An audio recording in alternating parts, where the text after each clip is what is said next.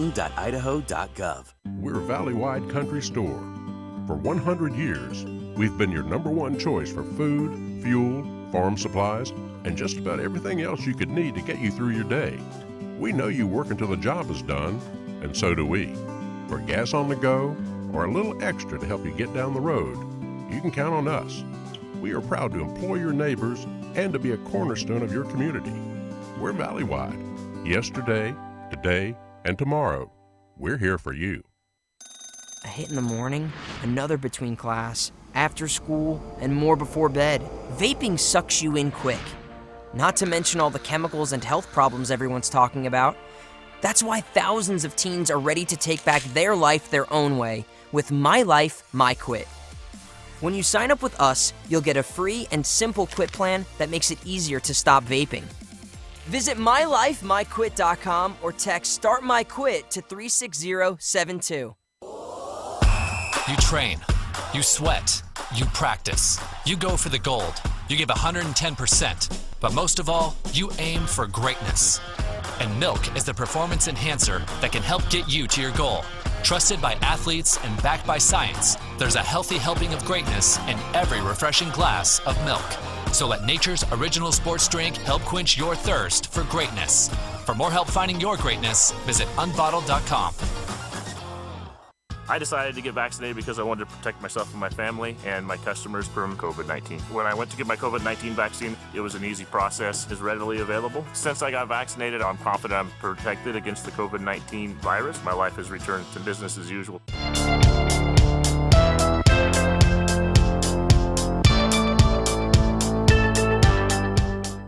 It's not a secret that finding a new car this year is a little tricky.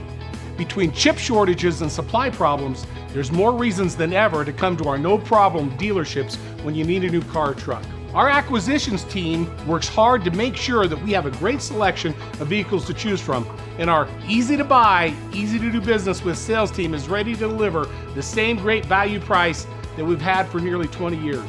Teton Toyota, where it's always no problem to buy and service your car. And welcome back to the Keep It Home inside, indoors, man. Pea soup outside driving in here. Oh, man. And it's always sunny and 72 inside the Keep It Home. Here on the campus of the University of Idaho in Moscow. The 4A Milk Bowl, the state championship game between the Sandpoint Bulldogs. They are taking on the Grizzlies from Skyline High School out of Idaho Falls. Myself, Ryan Skaggs, thank you for joining me with Jason Hansen here in the booth for this title game, and we've got a dandy of a ball game in front of us for this 4A state championship on this Friday night. I'm excited. I'm stoked about this game. It's hard to kind of keep the words straight because it's just going to be such a good game. Yeah, so coming to this game, you've got obviously Skyline, the defending state champ. They've won 3 out of the last 4 state championships in the 4A ranks. Sandpoint hasn't been in the title game since 2015. Haven't won a championship since 1997. So it's been a little while. Yeah, it's been a while. I can tell you what, looking at the fans here from Sandpoint. Hungry. Yeah, you heard them like pop off during pregame after the national anthem, and they are jacked about this bunch of Bulldogs. These men have worked their tails off to get here, and it's going to be a dandy of a ball game. So we got some keys to the game for tonight's 4A title game. For Sandpoint, keys to victory is brought to you by Super One Foods. First off, pound the rock. Sandpoint's got to stay true to what got him here, right? The running game, Garrett Cox, 1,200 yards rushing on the season. They've got 760 out of Parker Pettit, their quarterback. Protect the ball, play defense with your offense. Yeah, exactly. And it's really one of those things where when you get that pounding of the rock mentality going, then all other aspects of the game just kind of follow with it. As the saying goes, what is it? A rolling stone gathers no moss, yes, right? Sir. Yes, sir. And that pass game starts to open up because everybody's got to come up and help. And pretty soon the offensive linemen are really feasting off of what's going on. And that's really going to set a good tone. Yeah, so the second key for them is going to be limit the big penalties. We've seen them in a couple games last week. It happened early in the first half. Shelley, it was blaringly obvious when they got into a first down and 48. But they've got to limit the penalties on offense, and especially the holding penalties. That's where they've struggled in the passing game. They'll have a big play. It'll get called back. I mean, this is a big play offense, too. And, you just don't want to see them shoot themselves in the foot in the title game. Without a doubt. And it's one of those where that's going to kill momentum, as well as you don't really know the refs. I mean, the referees are kind of that extra team out there. They're an all-star crew as well, but they don't really know the kids. And so, you don't really know how they're going to call it. So you better let go and just battle for a next play. Yeah, and so, they're going through the starting lineups, the offensive starters for the Bulldogs out there. Obviously, Parker Pettit and Garrett Cox at running back. Tonight, a little bit different look because of injuries. Losing, obviously, Cody Newhart at wide receiver. You're going to see Luke McCorkle more on offense, playing in the wide receiver position. Normally, who's their starting corner. He's going to be playing both ways tonight, and he's got double duty. He's going to be probably drawing the task of taking on Kenyon Sadiq from Skyline. Yeah, and that's going to be a big task just on that side of the ball, let alone breaking loose. Yeah, and I'll tell you what, like Blackfoot had Javante King at wide receiver last week. And then Deegan Hale was a great wide receiver for them as well. Sandpoint did a great job against two very good wide receivers that are, all-state caliber players. Did a great job against them. So I'm not too afraid of what they can do on the defensive side. And that's the last key to victory is get takeaways on defense. They are so opportunistic on defense. They do have some injuries in the secondary. Coda Hartley is out for tonight's game. We've seen him in street clothes. So a little bit more pressure on the DBs. But expect to see a little bit more pressure from the front seven. Yeah, and that's really one of those things where you can not only that run game can build momentum as we see the captains start to come out and Skyline brings their whole team with them, so it's kind of that two different schemes here and how you're going to get your guys focused. But definitely one of those where you got to be opportunistic and you can get some massive momentum swings. If you can get the run going and you can force a turnover, pretty soon it's going to be a multiplier. Especially when you run the ball the way Sandpoint does, you're going to be leaving Skyline without possessions on offense and not giving the ball back. So that'll be a huge key to watch in tonight's ball game. So keys to victory for the Grizzlies in tonight's game. Number one, they're going to have to force the pass, force Sandpoint to pass, also force themselves. They've got to get the passing game going too. Yeah, and that's when you get a team uncomfortable and they're pretty soon they're scrambling through their playlist of what they like to do, and like you said, if it's first and 48, and you can force them to put the ball in the air, and all the swings, passes, the screen plays don't really work, and they have to actually go vertical. That creates some opportunities for Skyline. Sandpoint, the way they play defense, I mean, they were in man coverage a lot last week. And hats off to Zimmerman and McCorkle and everybody else out there on the secondary. They didn't give up any play longer than 15 yards against Blackfoot, which is, if you know what Blackfoot was able to do this year, I mean, that's a great job in the passing game against a very, very potent passing offense. And, they were willing to give up the 12-yard comeback, but they weren't giving up the fade pattern down the sideline. Right. I'm going to expect to see a lot of the same tonight against Sadiq, maybe some bracket coverage too. So number two for Skyline, they got to take care of the ball. Yeah, you don't want to obviously turn it over and give it away. And they need to stay balanced. For the most part, they've been passing the ball for about 189 yards, and they've been rushing the ball for about 127, and that gives them 316. So they're right in that mode of wanting to do both. And so if they can stay balanced and take care of the ball, they can keep the ball away from those running backs, and then maybe that forces Sandpoint to do other things. Yeah, and Sandpoint, obviously, we know what they can do on defense. So, Skyline's got to win the big play. Lastly, I mean, you've got to be able to get a home run or two. You got to get Sadiq deep. That's going to be the game breakers. As he goes, the Grizzlies go. But they do have some very, solid players behind him in Silverio at running back. They've got also Taggart in the slot that will run the ball, but he'll also catch it in the passing game. Yeah, keep him off balance. Yeah, you got to keep the Bulldogs honest. And so those are the keys to tonight's game. And I think, just following up, Brian, real quick, I think that might be an interesting first possession. Do you put Sadiq out there versus whoever they matched him up with, give him a chance, give him a long ball, see what happens. If you can get that game break right off the bat, pretty soon you're in big-time business. See if Hackey can get something deep to Sadiq. And so we're ready to kick things off inside the Kiwi Dome. The Bulldogs are going to be kicking off to the Grizzlies. Back deep is Kenyon Sadiq to receive. Also number 3 for the Grizzlies. That is George Price back there deep. I'm sorry, that's number 5. Ian Galbraith back there to receive for the Grizzlies.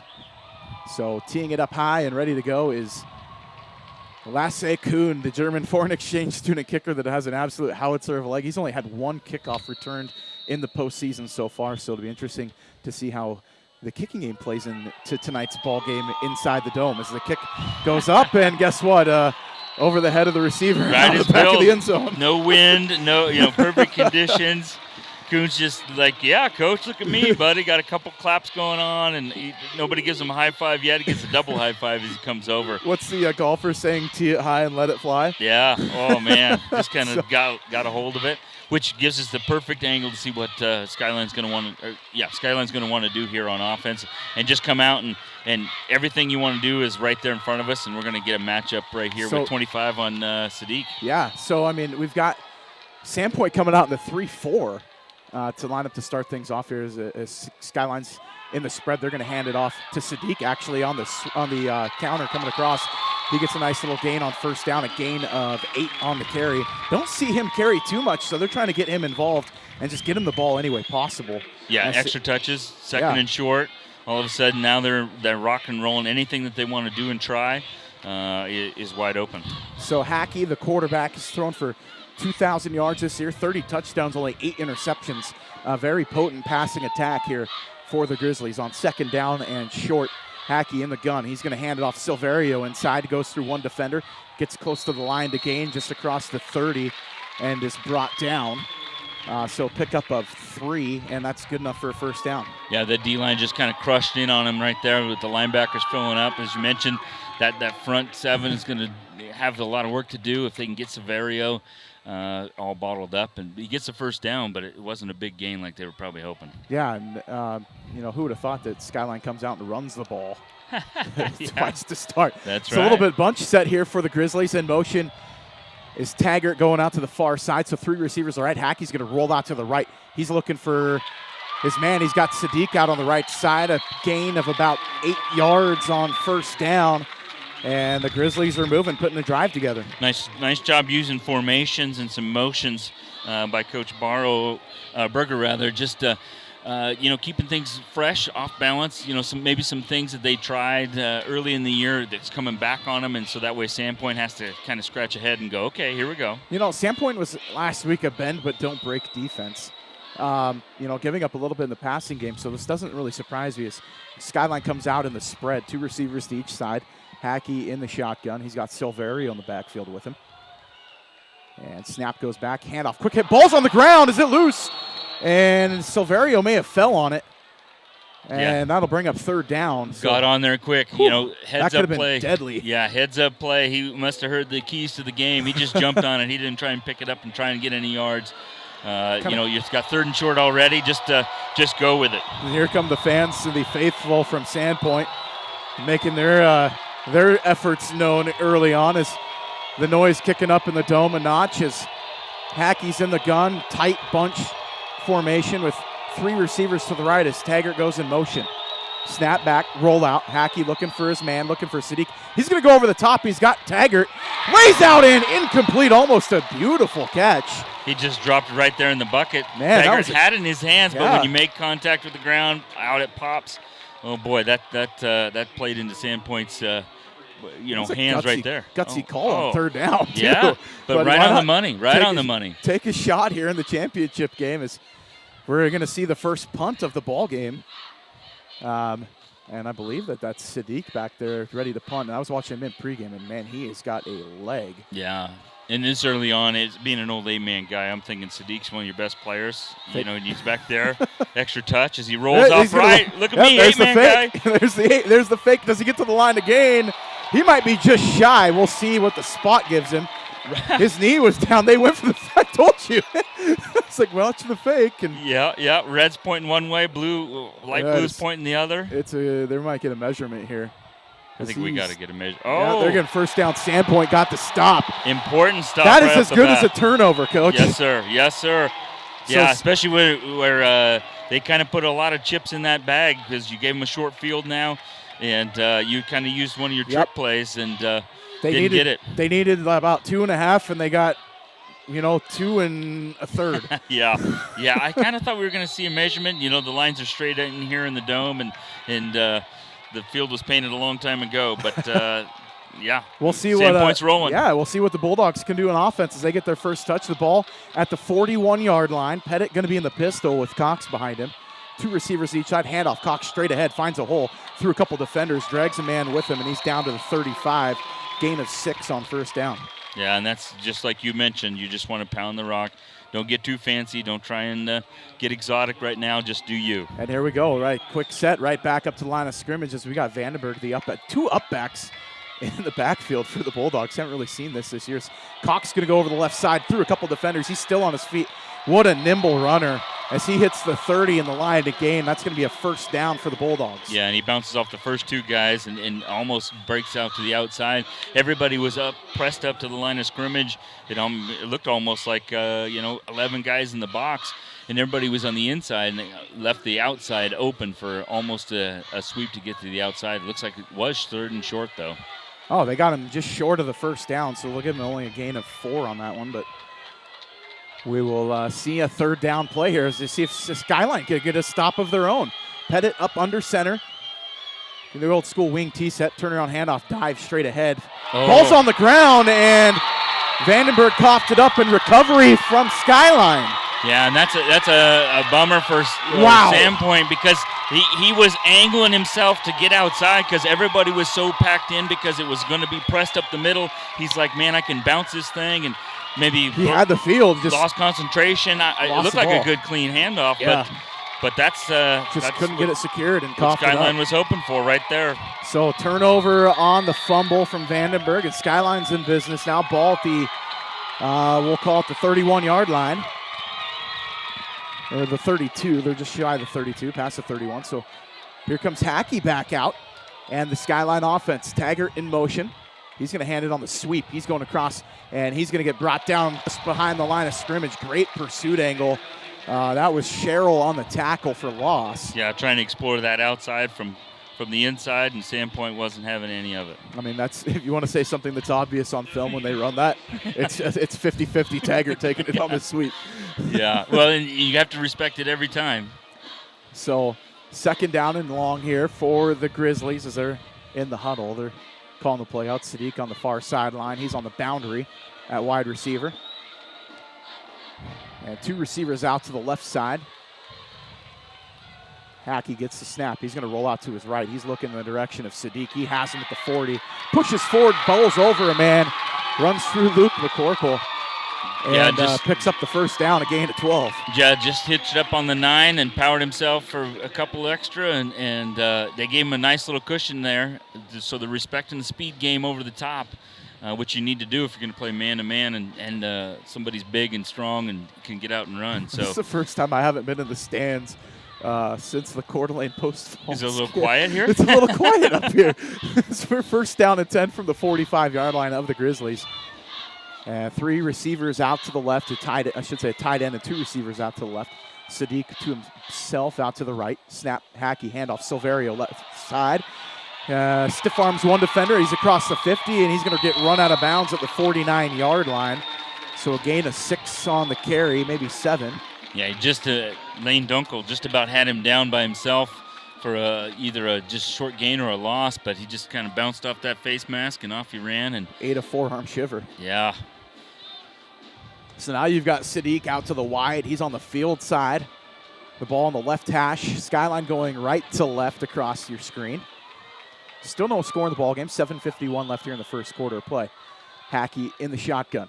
He's going to get the snap. He's going to fake the handoff and keep it going straight ahead. He swarmed under. Nice tackle on the play. I believe that was Wes Benefield on the tackle for the Bulldogs. That's a tough 1-yard gain with the quarterback, heading right towards the linebackers face to face. And you get an all-state linebacker right in your face. Yeah, that's not much of a consolation prize. This Benefield is now over the century mark for tackles on the year. Interesting speed to the game. It's very quick. We're inside. The guys that are used to playing outside, it'll be interesting to see how that plays out. And Sandpoint normally doesn't play in they normally play no huddle. I haven't seen them play much hurry up. So when they came out in the hurry up on offense, they were driving too. So here comes Skyline, 3-back set, Hackey under center, and we got a flag on the play, and the ball was on the ground. And that might have been. Not sure what the penalty was, but I think Skyline will take it. I think the left simply because they didn't get the fumble instead. The left guard was rocking in his stance, and so they're going to get him for the penalty, the false start. That'll bring him back 5. That'll bring up 3rd down and 7. So changes the play call here. I don't think they're going to come back out in 3-back. That was the old Maryland eye that they came out in. Yeah. Well, and you get an exchange of personnel, which is, keep your guys fresh, give them a different look. Obviously, with third and long now, you're going to have a different scheme to it all. Yeah, so Trey Olson was in the ball game. He checks out. He was in at fullback. Sadiq is way out there on an island. I mean, I wouldn't be surprised if they take another shot at him, as you've got Isaac Harrison out here on the near side at wide receiver. A 2 tight end set. So snap back to Hackey. He's going to roll to his right. He's got a man, just eats an absolute shot from West Benefield. And they're going to get defensive pass interference on Sherrill. I don't think they needed that tight of coverage. That ball was completely underthrown. Yeah. They were respecting him, but the way the ball was thrown and it was short, everybody's trying to fight to come back to it. And if the defense was just a smidge more aware, I think they might have been able to come down with it. But like you said, he stood in the pocket and took a heck of a shot. Whew. And that sends a message, though. That lets Hackey know. I mean, he might come back out with happy feet. The old Tom Brady, we get to the quarterback, everybody feels it. We'll see if he's got ice water in his veins here. First down and 10 free, 15 yards. And the first on the incompletion from Hackey. Only 4 attempts passing in the game so far. But relatively effective as they get the free 15-yard play. So first down and 10, ball at the 37-yard line. Hackey in the shotgun. Gets a quick screen pass out to the right side to Sadiq, and he's got a bunch of red around him, and they swarm under only a gain of about 2 yards on the reception. They did, and that changed really quickly. I was just about ready to highlight a couple of great blocks by the Skyline kids, and then all of a sudden the Sandpoint kids fight off those great blocks, and it's a short gain, but definitely that exploratory, let's get it to the edge, let's run it up middle. And if nothing else, Skyline controlling the clock here, keeping the ball away from Sandpoint and showing some balance with the running and pass. Yeah, and so, the defense, obviously Sandpoint swarmed to the ball really well there. So now Skyline comes out with the up back, a single back set with Silverio in the backfield with Hackey. He's going to hand it off. Silverio goes straight ahead through a defender. That was almost tackled in the backfield by Sherrill, but nice job by Silverio to get a couple yards there. And you're right. Those linebackers just showing up in waves. First guy misses, then the next guy steps up and gets him short. Nearly gets him down, gets him down on the third guy. So here, all of a sudden, it's 3rd and 5, 3rd and 6, and it seems like most of the plays have been in this situation. I wonder if we're going to see a screenplay here or something with the. You've seen Sandpoint a lot more than me. Are they susceptible to something like that? They're pretty disciplined on defense, so I don't really think that they're susceptible to screen. I think what they would be willing to give up here is maybe just a short comeback so they don't get beat deep by Hackey. He's going to roll. He's got a man. Benefield almost gets the sack, and Garrett Cox in on the sack in the backfield. Great defensive pressure up the middle. Great combo, too, because you had that pressure you're talking about. All the receivers were covered everywhere they were. There was a red shirt matched up, so there wasn't anybody running free. That man coverage you talked about was right where they needed to go. And Sadiq, he was locked up. He couldn't even get off the line of scrimmage. So brings up 4th down and 8 yards to go here after the 2-yard loss on the sack by Cox, which is obviously we talked about his prowess on offense, but showing up here and getting the 2-yard loss. So we got 4th down and 8. Hackey in the shotgun, 2 receivers to each side. Sadiq on the boundary on the outside. He's out there on the numbers on the far side of the field. He's in motion coming in. Snap. Hackey dropping back. Gets hit again as the ball comes out. We got a flag on the play again. And that was Dunkel on the coverage. May be just a little too good coverage. We'll see what the call is. They may got defensive holding there. Well, and all those shots on Hackey are all clean, so it's definitely one of those where it's not like a situation where they're hitting him late. They're hitting him right as he's throwing it. That one affected the pass, but looks like defensive holding. Is that what you said? Yeah, we talked about 2 big penalties. 2 big penalties all of a sudden. Bailing them out. Bailing them out. You had him 4th down and long. That was going to be a turnover on downs. Yeah. So defense is doing what they need to do, but it's just that tiny bit of a gap of focus, and all of a sudden you gave him another chance, and now all of a sudden Sadiq is near the end zone. Yeah, so right here I would expect maybe to take a shot to the end zone. I don't know, go for maybe a little ball. more protection, so that way he's not under serious duress as he's saddled by 2 running backs. Hackey knows Benefield by now. Let's put it that way. Hackey's in the gun. Hands off Silverio straight ahead, and Garrett Cox hanging on the coattails and brings him down. for a gain of maybe 1. And again, that Sandpoint defense rising to the task. I like Coach Berger's, consistent manner. We're going to run the ball anyway. We're going to stay balanced. Yep. And, run, pass, run. And keeping Sandpoint honest. Everybody has to do their job. Nobody can cheat. Yeah, so 2nd down 10, maybe 9. We'll call this. That's about a half-yard gain on the carry. We're rounding up here. It's that North Idaho match. That's right. You got trips to the left side, single receiver out to the right. You got Taggart in the slot, and then you got finally a Sadiq on the far left side. They throw it out to the left to Taggart, incomplete over his head. And that'll bring up 3rd down and long again. Sandpoint's had them deep. Had them in 3rd and long, had them in 4th and long, and bailed them out on penalties in 3 straight situations. And really one of those where it looks more like Sandpoint's just really relaxed right here, which is probably good. Don't get too juiced up.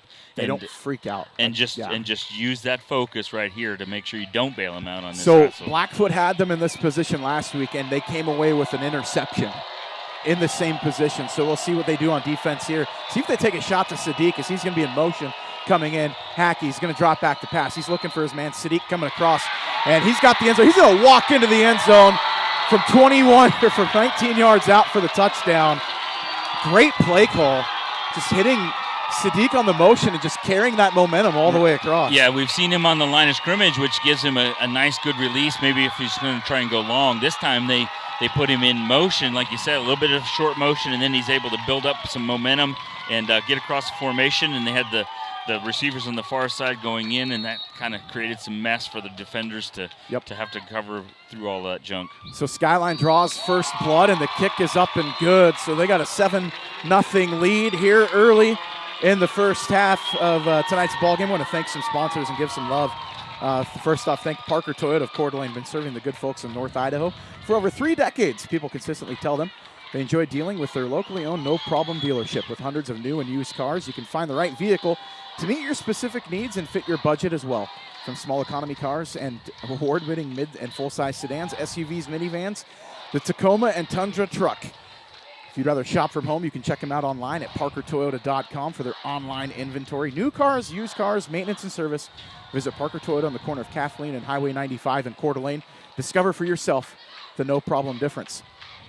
I want to thank Super One Foods. Compromise is not an option. Set the standard. Number 1, they have lower prices. Number 2, they make your dollars stretch further. You can visit any Super One Foods in Rathdrum, Hayden, Coeur d'Alene, Post Falls, Sandpoint, or Bonners Ferry, and you will see they set the standard at Super One Foods. They say, go Bulldogs. Thanks to our couple of our North Idaho sponsors in tonight's ballgame. And we appreciate them, that's for sure.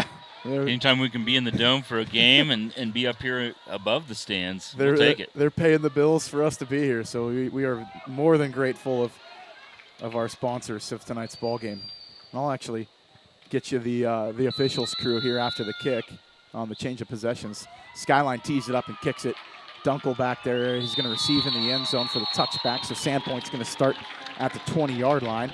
And I want to thank our officials of tonight's ball game, our referee Dan Marsh, umpire Paul Elston. Our head linesman, a gentleman you know, is Jamison Udy. Our line judge is Kirby Kirkham, and our back judge is Link Way, a District 2 crew up here in the Kiwi Dome for tonight's ball game.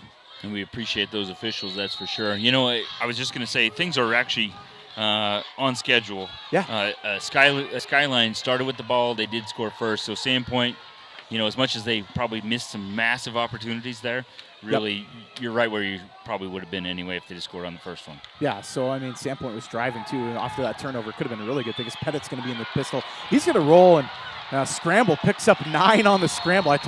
We talked about his shiftiness as a runner, and we see it right there.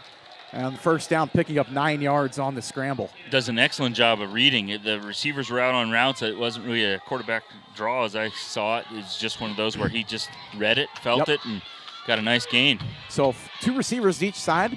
Pettit in the pistol with Cox behind him as we got a defender in the neutral zone. I think that's going to be a free 5 yards and a first down. I think Sandpoint will take it simply because, you know, those defensive penalties were hurting them. Why don't you do the same thing the other side? Whatever you can do, I can do.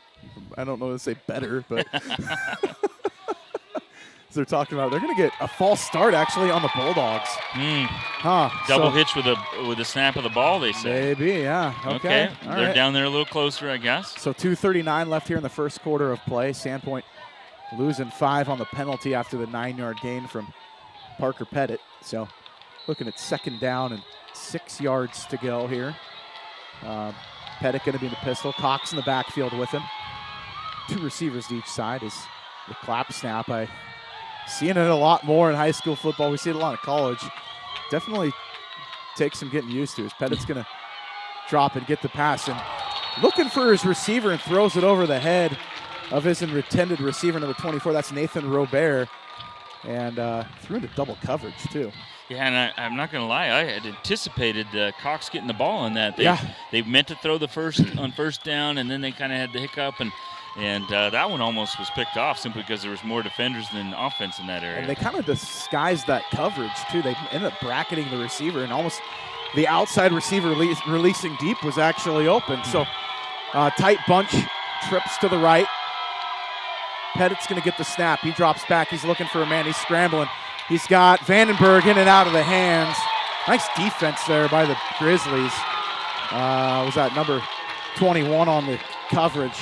That would be Alex Storms. Great job breaking that up. He had a hand in on that one. So yeah, he was near the last one. Sorry, Ryan, I stepped on you a little bit. You're just good. simply because, there was Skyline defense was not only causing a lot of pressure for Pettit, but also they were right there where they needed to be to give it a poke. So what a difference 5 yards makes on the play calling there. Yeah, and it breaks up all that momentum. Yeah, I mean, they get 9 on first down and then lose 5, and now they're punting. So kind of an interesting punt look here as Sherrill's going to kick it. And he muffs the snap. He finally gets it off his left foot. And we'll see where it takes a bounce and maybe a generous Bulldog roll. Luckily, that could have been disaster. And it'll go out of bounds at the 35-yard line. So that's where Skyline will take over.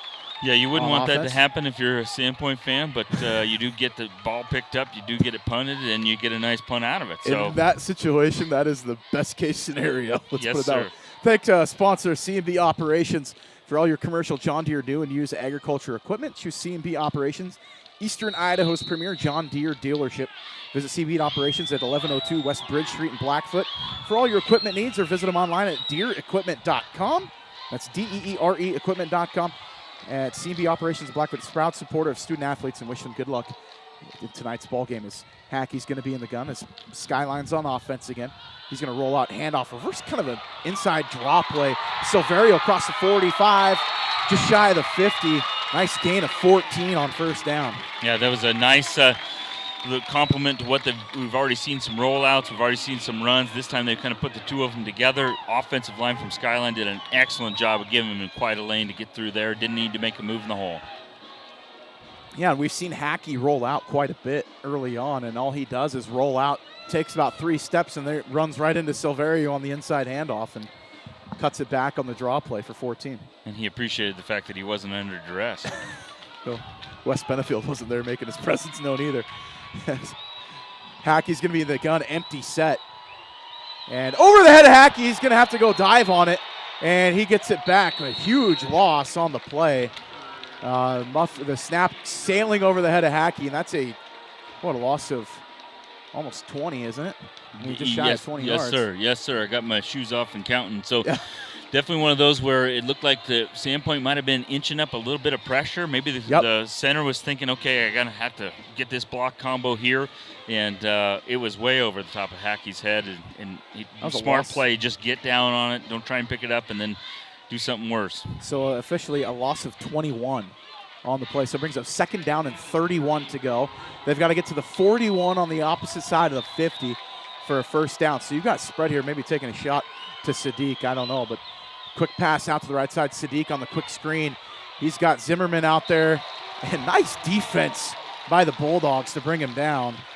They do. They kind of have that little bubble look where he has a defender and it's man, obviously. So as soon as he steps back, the defense rushes and the other guy comes across. And Sadiq got hurt on that play too.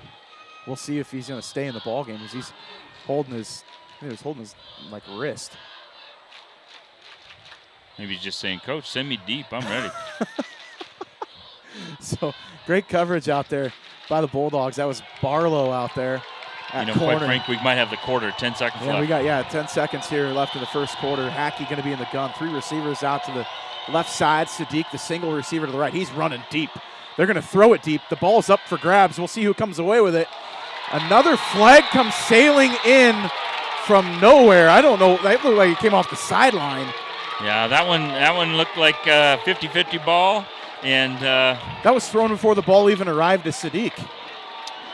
Yeah, there might have been some arm fighting, but I think it was 50-50. But Sadiq had the push on. I mean, that was both ways. I think as long as they're both leaning on each other, what the heck. But, at the same time, the angle, the flag was from the far side of the field opposite of us. So maybe they could see a little bit more. But it looks like the referee and the defensive back are talking it out and saying, well, actually, this is what was happening. We were like holding his wrist, dude. Yeah. This is kind of exactly what it looked like he said to him. Yeah. As he reaches up for his ear pad. Yeah. So on 3rd and 31 or 27 or whatever, they go deep and they get the PI. So maybe a 15-yard penalty, and it should give us one more untimed down in the first quarter. I believe so. Yeah, we got for one whatever that untimed means. Down. So it'll be 3rd down and 13 with one untimed down. Get a nice combination of boo birds and cheers at the same time. I don't think the Idaho Lottery was sponsoring tonight's ball game, but I think that somebody got lucky on that one. McCorkle is going to be manned up over Sadiq. Hackey in the shotgun. He's going to drop back, roll out to his right. Hackey's taking a shot again, throws it in and out of the hands of Dunkel, and a flag on the play again on the untimed down. They got holding on the offense. I think Sandpoint defender would love to have that one back. It was just kind of on him without realizing it's coming. So do you take the penalty and the loss, go 3rd down and a mile? I mean, it's 4th down and 13. I make him punt. Make a punt. Yeah, I would decline. But we already saw Sadiq keep one. Yeah. But he was a yard short on 4 yard. So if it's 4th and 12, probably not. And so if they decline it, that'll be the end of the first quarter, which it will be, and we can take a breath. Yeah, that's right, man. We're going to take a quick commercial break. We'll be right back here with more state championship football action here on IdahoSports.com. Show your spirit and unleash your school colors with a debit MasterCard from P1FCU. With our exclusive high school and college designs, you can represent your school with pride. To join the P1FCU Mascot Madness, visit P1FCU.org to see all our designs. P1FCU, a Pacific Northwest original since 1938, insured by NCUA. And we are back here inside the Kibbe Dome at the University of Idaho for the 4A state championship game between the Skyline Grizzlies with the 7-0 lead over the home Sandpoint Bulldogs. They're in the home red tops, red jerseys, red pants with the white numbers. I can finally read their numbers this week. Yeah. Last week they were in their grays with red jerseys with no trim. That is an announcer's nightmare. And if they wore those jerseys in here, as far away from the action as we are, good luck knowing who has the ball. They'd have to be down there running around looking at them. I'd wave the white flag for sure. Sadiq's going to be back deep to punt for the Grizzlies. So on this change of possession, we'll call out some more of our advertisers and thank them for supporting high school sports here in the state of Idaho. Snap goes over the head of Sadiq. He's scrambling for picking it up and almost blocked. And not a great punt. I mean, it's kind of a mess as Cox is screaming at everybody. He may have touched it, and he's going to have to pick it up. And he's going to get knocked out of bounds at the 24 and a flag. They're going to get a late hit, I believe, on that one.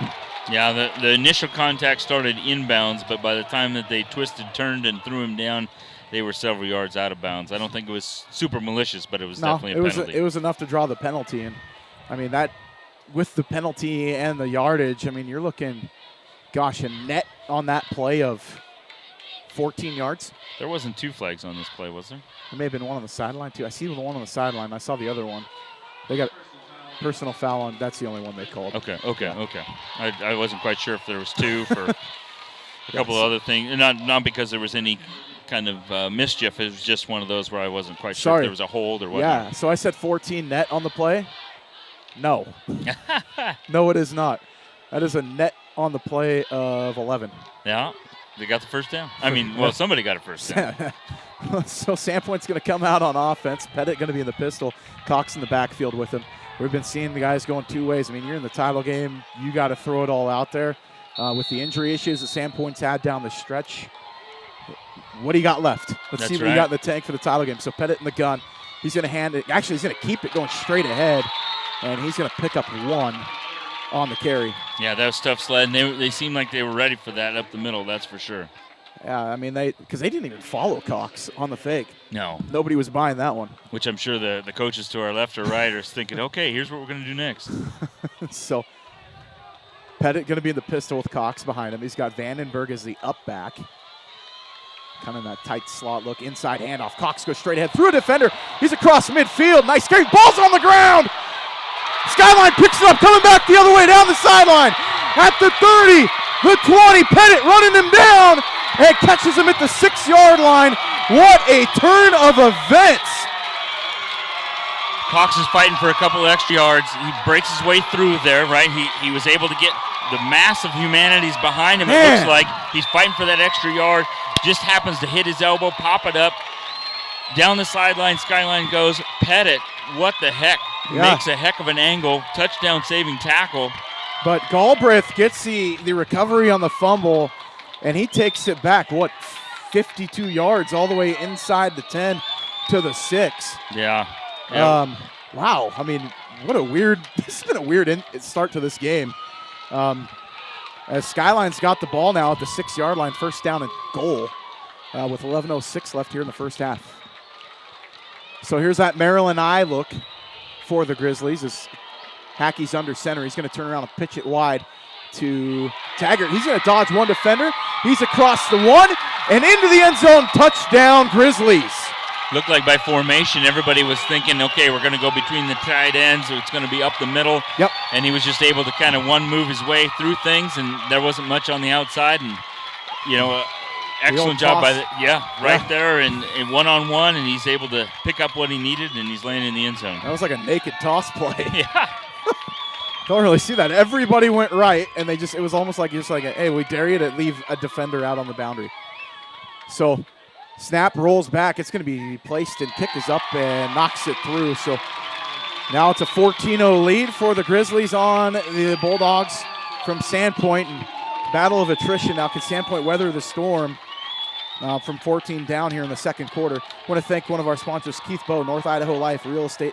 Keith Bowe with Kelly Wright, North Idaho Life Real Estate is the most trusted realtor in North Idaho. If you, your family, are looking for a dedicated agent for you to buy or sell your next home or commercial location, look no further than North Idaho's favorite real estate agent, Keith Bowe.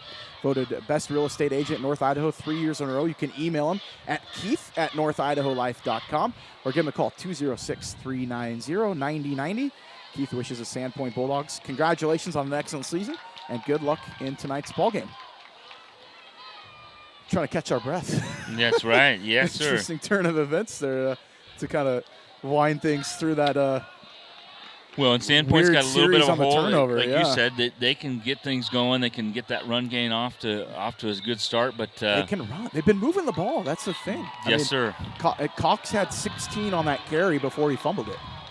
And that was almost the time where you're like, hey, coach. As a coach, you're like, just go down. Like, well, and you hate to tell a kid not to fight for an extra yard, but. Yeah.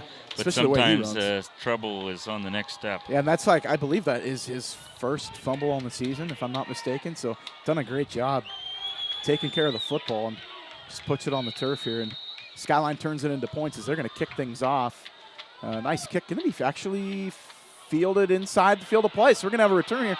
Dunkel's going to be across the 15 and met by a host of Skyline Grizzlies. They just got the 20-yard line where Sandpoint's going to start on offense.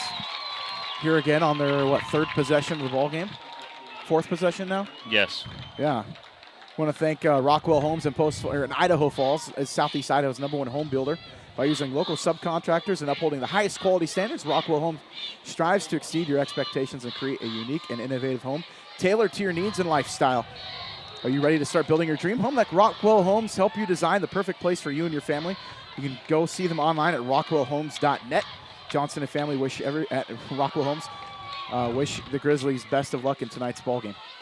As Pettit's going to be in the pistol, they're going to change the play here at the line of scrimmage. He's got two receivers to each side Cox, the running back behind him. Pettit gets the snap. He's going to throw it out to Vandenberg on the left side. Nice pickup gain there on the play. A pickup of 6 on the pitch and catch from Pettit to Vandenberg. Yeah, nice play design. Just what the play was allowing. Boy, that slot receiver is getting quite a bubble with the safety over the top with not too much around. Now they're making some adjustments, but it was a 10 to 12 yard cushion right there if you wanted to fling it out there. Skyline's kind of in man right here, just taking care of the ball. Pettit's going to keep it on the dive straight ahead on the QB keeper, and a gain of 10 on the carry for a first down. You know, you had mentioned with one of the keys to the game is pound the rock. This is not probably what they were imagining, but big time gains just with the quarterback, getting it going. It's as good as a pass. Just getting that momentum going, Yeah. so that way those offensive linemen feel a little more secure with what's going on. Yeah, they're using the pass game just to keep them honest enough to respect and keep those DBs out from creeping into the box. As Pettit's going to get the ball. He's rolling to his left, looking for a man over the top. And he's got McCorkle streaking, but it just overthrows him. That was a great play call. It was a great play call. I wonder, I've only seen him once, but it's one of those where he rolled out to his left, which means he's got to get his shoulders turned. So the touch is a little tougher, especially with one of those you got to drop over the defender. And Pettit is just a junior. He only started half the season last year. Last year they played with Garrett Cox at quarterback, too. So kind of an Shuffle the deck. He starts the last 5 games of the year and wins the IEL League MVP. So heck of a player. Heck of a player. He's just a junior, and he's got looks. Pac-12 Mountain West schools looking at him. He's going to hand off to Cox. Cox goes straight ahead. He's going to pick up and battle his way for about 4 on the carry. And with a whole bunch of Grizzlies right there. Looks like they'd seen that one a number of times on the old on the highlight film. Yeah, whoever's giving them tape. I'm sure Shelley and Blackford are doing the Skyline some favors on tape from last 2 weeks. So it's going to bring up 3rd down and 6 yards to go for the Bulldogs. Ball just shy of their own 40-yard line. 9:39 left and counting here in the first half. Single high safety at about 40 yards deep. I don't know what's going on there. And I think Sandpoint may have got a defender off. We'll see. They're pointing towards the defense. May have got a neutral zone infraction. I don't know why they're lined up like punt. On 3rd down. Skyline was lined up for punt, but it's 3rd down. And we got an encroachment on the defense. Brings up 3rd down and 1. So I have no idea what's going on here. I think they're playing a single high safety, and they're just going man underneath. Okay. As Sadiq's matched up on Lasse Kuhn. You're playing with 10. Yeah, they lose a guy out of the box. Let's see if they take advantage here on 3rd down and short. Coach Berger knows more than I. That's why he's down there with 4 championships. So they're playing that 3-4 look, too. So Pettit's going to keep it. He's going to go right up the middle, gets to lean. This second effort may have been good enough for the first down. He had a man in the backfield right in his face and just kind of slid by him. Yeah, just kind of sidestepped the first one. Old school option play looked like initially. Looked like an old veer option, but Pettit's on the ground with a finger injury on his non-throwing hand. We're going to see he may have dislocated something. I don't know. That's going to be not good news for an already injury-ridden Bulldog team. So Pettit's on the ground. We're going to take some more sponsors for you. So we got to keep paying the bills. That's right. That's right. Tom Allen, Coldwell Banker Real Estate, is navigating today's real estate market can be tricky. You need someone that you can trust. Tom Allen at Coldwell Banker is that name you can trust, a full-time agent specializing in buying and selling, keeping his focus on southeastern Idaho. With years of experience in sales, marketing at a Fortune 500 company, Tom brings a unique perspective to buying or selling experience. Tom Allen at Coldwell Banker is a proud supporter of Skyline Athletics. He even sponsored the T-shirts for the football team and their parents and coaches for some of the seniors at the grid kid level. That's the Tom Allen we know and love. That's Tom Allen at Coldwell Banker. Go Grizzlies. So thank you to our sponsors from North Idaho, East Idaho, everywhere in between. I want to thank Portable Cedar Cabins in Spirit Lake. Builds custom park model and tiny model cabins that utilize every nook and cranny for their efficiency and comfort. The open, spacious rooms combined with innovative design brings home that quality of living experience that you get from a full-size custom home. Check out their work and more information online at www.portablecedarcabins.com. Portable Cedar Cabins is a great place to work, too. You can visit them at 241 Industrial Park in Spirit Lake for employment opportunities. Dave at Portable Cedar Cabins wants to wish the Sandpoint boys good luck in tonight's ballgame as Pettit pops to his feet, maybe pops a finger back into joint. I don't know. He's going to have to have a seat for a play at least. The Sandpoint collective was holding their breath, seeing him down. Yeah, and definitely a timeout on the field there. Everybody was able to catch their breath there, and it looks like he popped right up and off he ran. Heads up play on his part. He just got down rather than run off the field. You do have the right to a medical timeout there, so a little change in quarterback. Hunter Garcia is going to enter the stat book in a state title game. The sophomore, and he's going to hand it straight ahead. Garrett Cox through one defender and met by the rest of the Grizzlies defense. Just a gain of 1 on first down there. Yeah, keeping it basic, and we see Pettit jog back in there. So Parker's back in. You think he's missing the rest of this title game? Are you kidding me? I mentioned schools that we're looking at him. Stanford, Oregon State, Air Force, Boise State, Montana, Princeton. He's a 4.2 GPA kid. Wow, I thought 4.0 was good. He's 4.2, right? Shoot. I thought my 3.7 was good in high school. It's making me look like a chump. So we got 2 upbacks, kind of a tight slot to the right with Cox to the right as well. Interesting formation look as Pettit's back of the shotgun. He's going to drop back to pass screen. Coming back to the near side, finds Vandenberg across the 50, across the 45, down to the 43-yard line. Gain of 10 on the play, and good enough for a Bulldog first down. Yeah, that formation just kind of caused a little bit of a mix-up on the Skyline version, and they brought the screen across the formation to the left. Smoke and mirrors, yeah. Yeah, I like it. It just things that they've already done, shown, and sleight of hand. People. Yeah, oh, man. sleight of hand there. You got to do it. There. Yeah. It's like the hidden ball trick with the cup. A screen coming the other way now to Cox, back to the left side. He's got guys in front of him. He's stiff arm at the 40 and out of bounds at the 39. As Sadiq pushes him out of bounds, and a little bit of jawing back and forth between the 2 players. Yeah, just a lot of energy on the field right now. Here I had called screen a little bit ago. I just had the wrong team dialed in. So we got screen going on here. And Pettit, whatever was wrong with his finger, seems like he shook it off and grabbed another stick of gum, and he's back out there. Walk it off, kid. So now Sandpoint spreading them back out. 2 receivers to each side.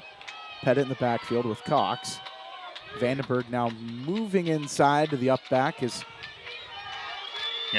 stretched him out and adjusted, and now brought it all back in. Don't be surprised to run it back to this near sideline as Pettit's going to drop back to pass.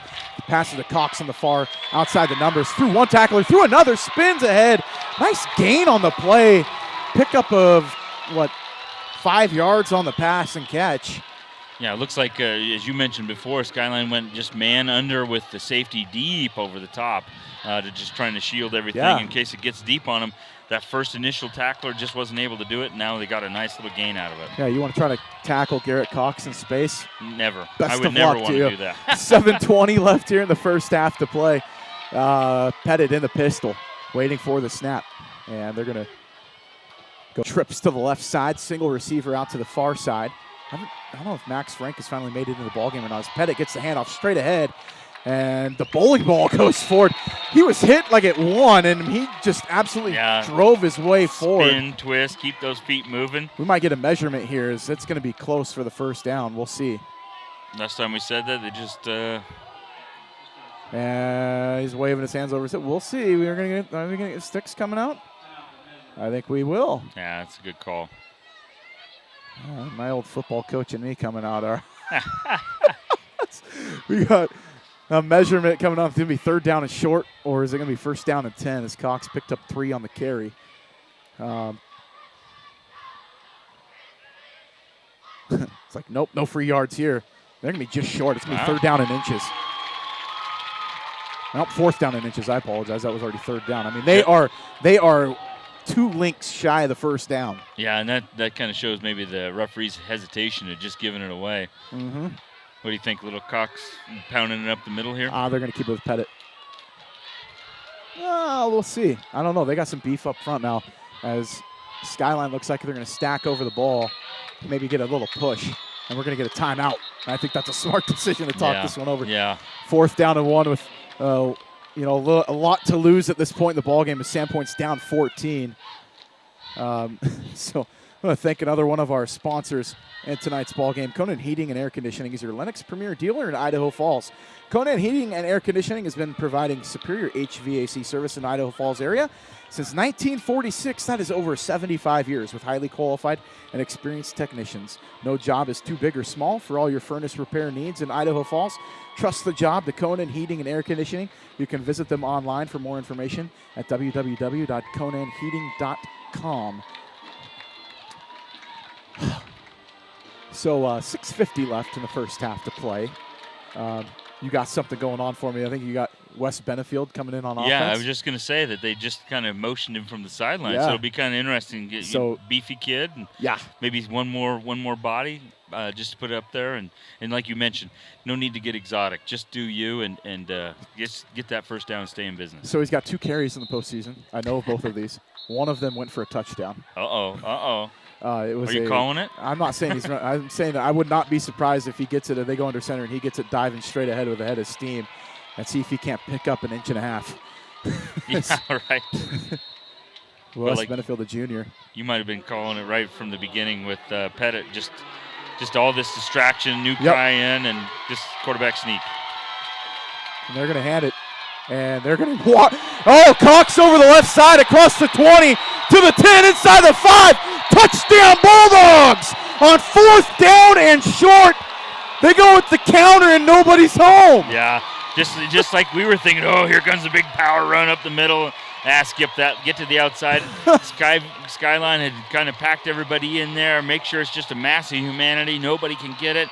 And he was just able to go all the way untouched. So 31 yards and no flags on the play. 34 and no flags on the play. Garrett Cox gets the touchdown. And we're going to be back to a 1-possession game as the Coon PAT coming up. As the kick is up, and he drains the bottom of the scoreboard. Ooh, they actually said Did he miss that wide right? Wow. So he pushed it right on the PAT. I'm with you. I kind of thought it was inside, but he kicked it above the goalpost. Yeah, see, he literally kicked it higher than the goalpost. You probably have to be a Vandal fan for this, but they've had trouble with this during the first game of the year where it was in that similar situation. Is it not? Yeah, so the PAT no good. I know that there's been a history of kicking issues in this dome. There's been also a history of good kickers in this dome, but the goalpost, the way it juts out from the side of the dome, it's just a weird angle for everybody. Yeah. But as an 8-man guy, I love the idea we're going to start seeing going for 2. Yep.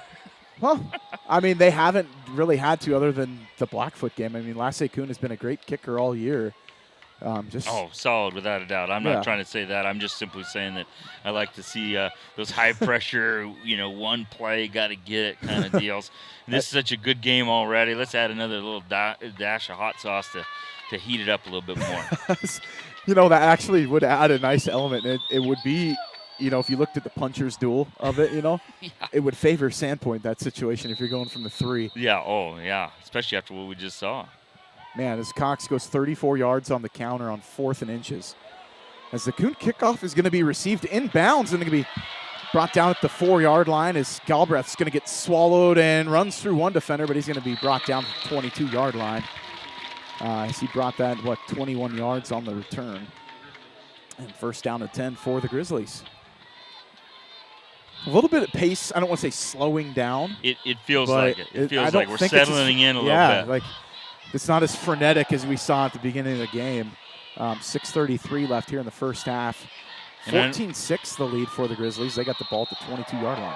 Well, I'm not sure, real quick, if that was by coach design or just kind of the frenetic pace of the game. Here we are in the Milk Bowl, and everybody's excited to see this big matchup. Hey, we're in the dome. Let's play fast, play hard. As Silverio's going to get the handoff, goes straight ahead. Nice carry on first down, picks up 8 yards. Going to bring up second down and short. Solid run game right up the middle. Just kind of a Sandpoint kind of look. Yeah, Owen Wimmer on the tackle, the middle linebacker for the Bulldogs. Haven't called his name yet tonight. He's actually was their backup running back to start the year. Broke his wrist, and he has a cast on that hand, and so he can't carry the ball now. I was just going to say that would be kind of a problem. So Hackey going to be in the shotgun. Single back is Silverio with him. Going to get the handoff again. Sherrill runs that down from behind and brings him down short of the first down. Nice job just following it right through there and like you said, tackling it from behind before it could really get to the line and maybe see a twist, a move, a sidestep, and make sure it's 3rd and short, which will be kind of interesting to see what we get out of here. 3rd down, Skyline and 3rd down, no way. We've seen this a lot tonight. So far, it seems like they've spent the game in 3rd down, been able to convert either on penalties or on big plays. So Hackey going to be in the shotgun. Silverio in the backfield. 2 receivers out to the left. Sadiq out on the numbers to the near side. Hackey gets the snap. He's going to keep it, go straight ahead. He's going to pick up the first down and then some. He gets to the 40-yard line, and he picks up, 8 on the play in the first down? Yeah, and just a nice play design. One of those where you're just going to keep it with the quarterback, and as long as the snap is sure, it should go right where it needs to go. And that clock obviously stops in the first, but the running play is going to control the pace. I guess, Sandpoint got the momentum coming. You don't want to give it back to him yet. So 3rd down, they get the first there on the keeper from Hackey, and he's going to be in the shotgun. First down and 10 at the 40-yard line. 5 minutes left. Handoff, Silverio cuts back to the left side, dancing around in the hole. McCorkle grabs him, swings him down on his wallet, and a gain of 2 on the play. Well, Silverio, the exchange looks there a little bit off right there with Hackey and Silverio, where it looked like there was a little bit of a stumble, and so one of those where maybe the start wasn't what they were hoping for, but nice job by defense just swarming up there quick. It almost looked like a zone read that wasn't a zone. It wasn't supposed to be a zone read. Right, for sure. Maybe it's the optics. Yeah, that mesh point was a little screwed up there. But 2 yards, and that was a hard 2-yard gain. I mean, he danced around and probably ran 15 yards on the play. So trips to the right side. Sadiq is going to be wide. Handoff. Taggart coming across. They're stringing him out to the sideline. And out of nowhere, Wes Benefield, hello. Yeah, we called him on offense, and all of a sudden it's going to be a run play there where he just introduces himself, gets himself in the stat line. Like rocket boosters on roller skates, man. Came out of nowhere and gets the tackle for loss. A loss of, 2 on the play from Wes Benefield. Yeah, that was a nice job by the defense right there. You want to play college football, that's a play you add to your highlight tape. Oh, my gosh, yes. And that's only a junior, folks. And it looked like it was well blocked on the front end, but when you have somebody sneaking through like that, it puts a stop to it quick. So Taggart, the tight slot to the left, trips to the left side. Sadiq out to the right by himself, 3rd and long. Hackey's going to roll out the pass, throws to Sadiq. He's got it at the 50. He's across the 45 and down to about the 44. So a pickup of 16 on the play. And the first down. I was just going to say a couple of plays ago, it looks like they're playing with some isolation with Sadiq, but not going to it all the time to make it obvious, kind of picking and choosing when they want to hit it.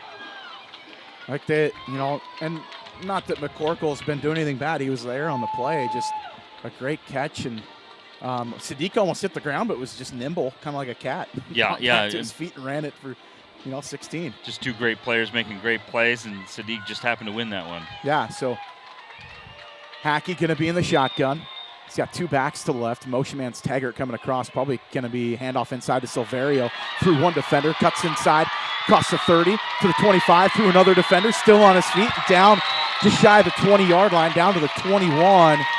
Big play on that one. A gain of 23 in the first down. When you'd mentioned that Sandpoint really likes that man-to-man look, and then with that motion, it looked like there was a little bit of a glitch between, okay, now I'm the linebacker, you're the safety, you run across with him, and with that run play hit right where they were kind of glitching. Yeah, and Silverio, to his credit, made a great cut going back to the weak side of that defense. And north-south the whole time. Parted the Red Sea.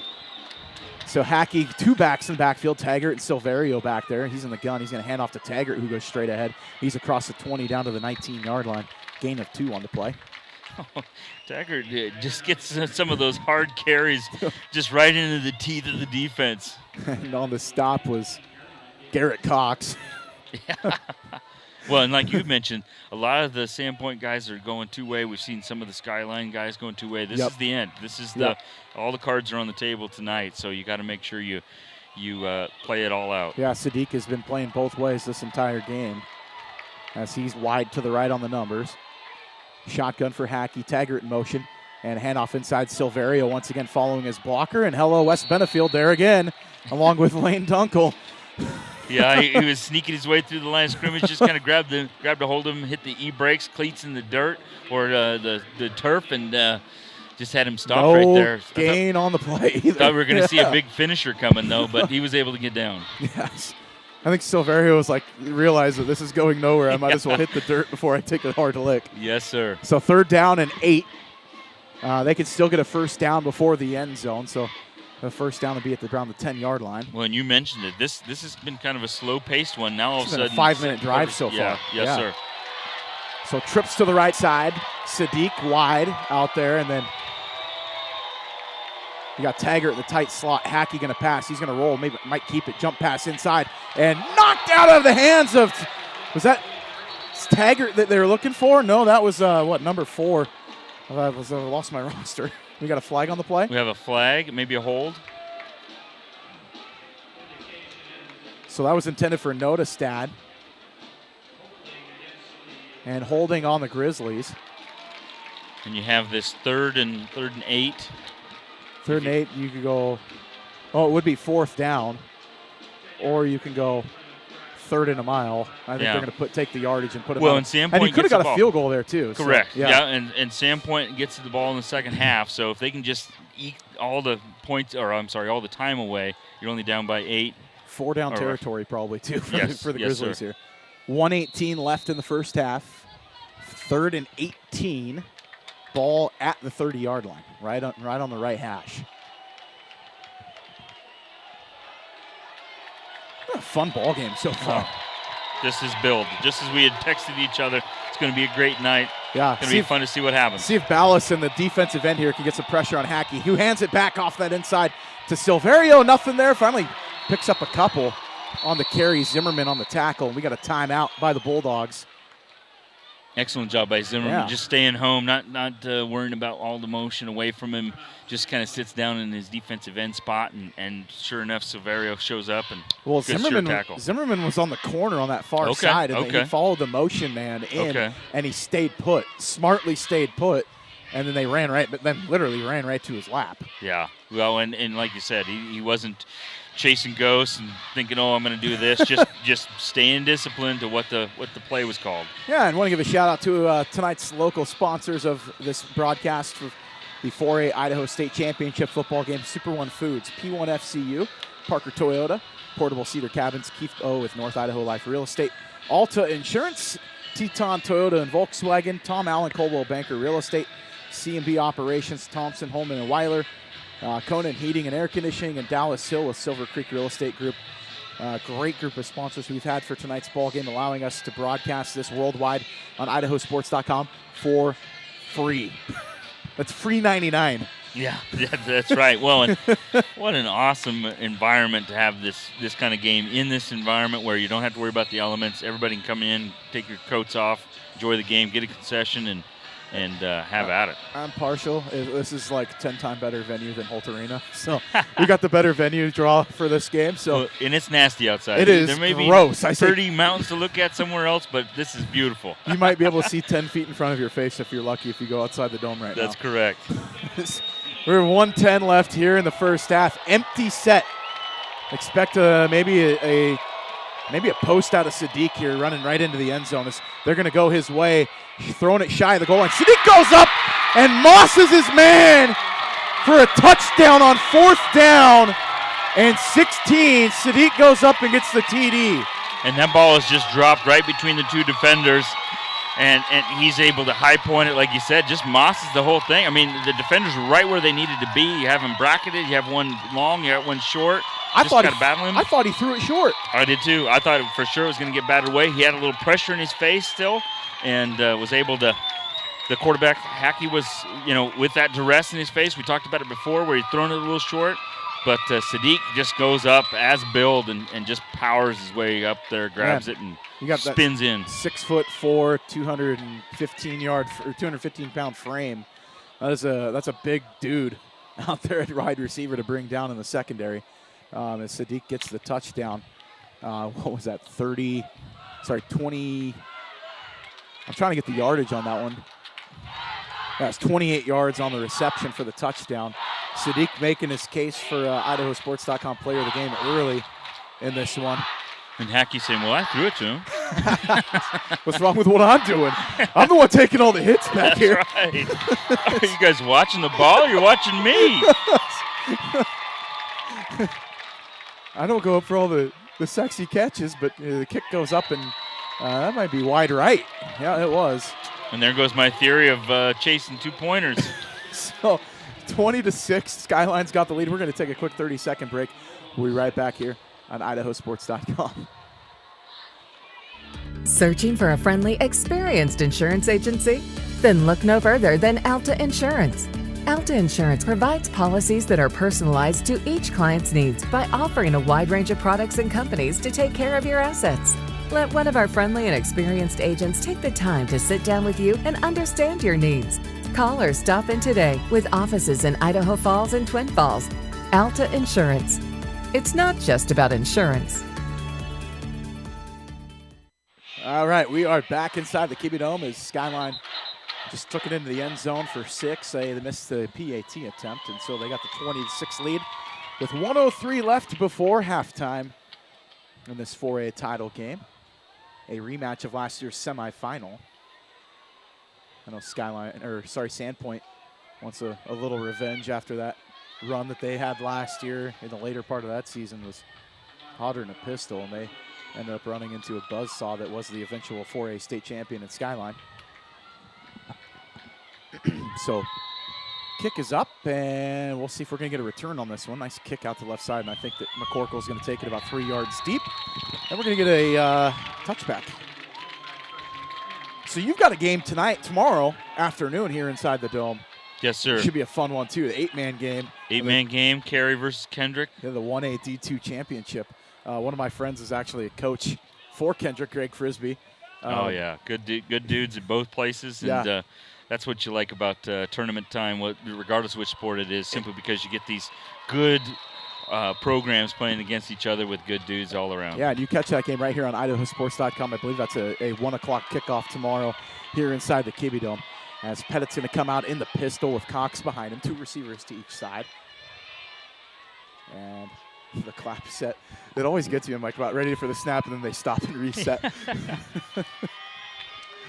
It's like waiting for a toddler to get in the car. Yeah. Pettit wings it out. Max Frank makes his first appearance in the game and gets his name in the score sheet. A nice 6-yard reception, a 7-yard catch from Max Frank, the sophomore wide receiver. Good long quarterback, or good long receiver with good sure hands. I was wondering if he was going to make an appearance in the ball game, and here he is. So Pettit drops out. He goes to Frank's direction again, throws it just out of his fingertips and out of bounds. Frank going to hobble back in. He's been nursing an ankle. Last week he did not play in the game against Blackfoot. He was trying to sell it. He was trying to sell that Coach, his ankle was fine. Coach, I'm fine. 40 seconds left here in the first half. Sandpoint needing to go 80 to get it back to a 1-possession game, as Pettit's going to be in the pistol. He drops back looking to his man, hits it out to Vandenberg on the left side. He runs through his man and out of bounds, stops the clock. Nice gain there, pitch and catch, a gain of 13. Yeah, and with the down and distance and time, they're just giving them nice cushions, which Sandpoint's more than willing to take up all those 13, 8 here, 14 there. But with only 35 seconds left, kind of makes it tough sledding if you're only picking up 8 at a time. Yeah, so trips to the right side. Empty back set. Now Pettit going to be in the pistol. He drops back to pass. He might keep it and run it, try to go straight ahead, and he does through one defender. He's got an alley. He's close to midfield, and he's brought down a gain of 13 on the carry and first down. And I believe Sandpoint does have 1 timeout left if they choose to use it here. Well, I mean, this clock stops on first down. Yeah, but it does look like they called timeout. Get everybody resettled, get Pettit relaxed, get a couple of plays in, and start winging it around again. I mean, you could take a couple shots to get, maybe a 15-yard out route, get it out of bounds, clock stops. You could realistically run 5 plays here with 26 seconds left. And without a doubt, these 2 storied programs are going to have a couple of things in their pocket. You don't have to get too super exotic, but it's one of those where you have a couple of gimmies where, okay, we can do this out of this situation. Maybe a motion man over here that we've seen him hit with some different looks. Isolate a guy you think is a good deal. I got a play call right here. All right, there it is. Garrett Clocks. He's going to come out of the backfield. He's going to catch it on a swing route. They're going to look for him out of the backfield here. Okay, all righty. So timeout over.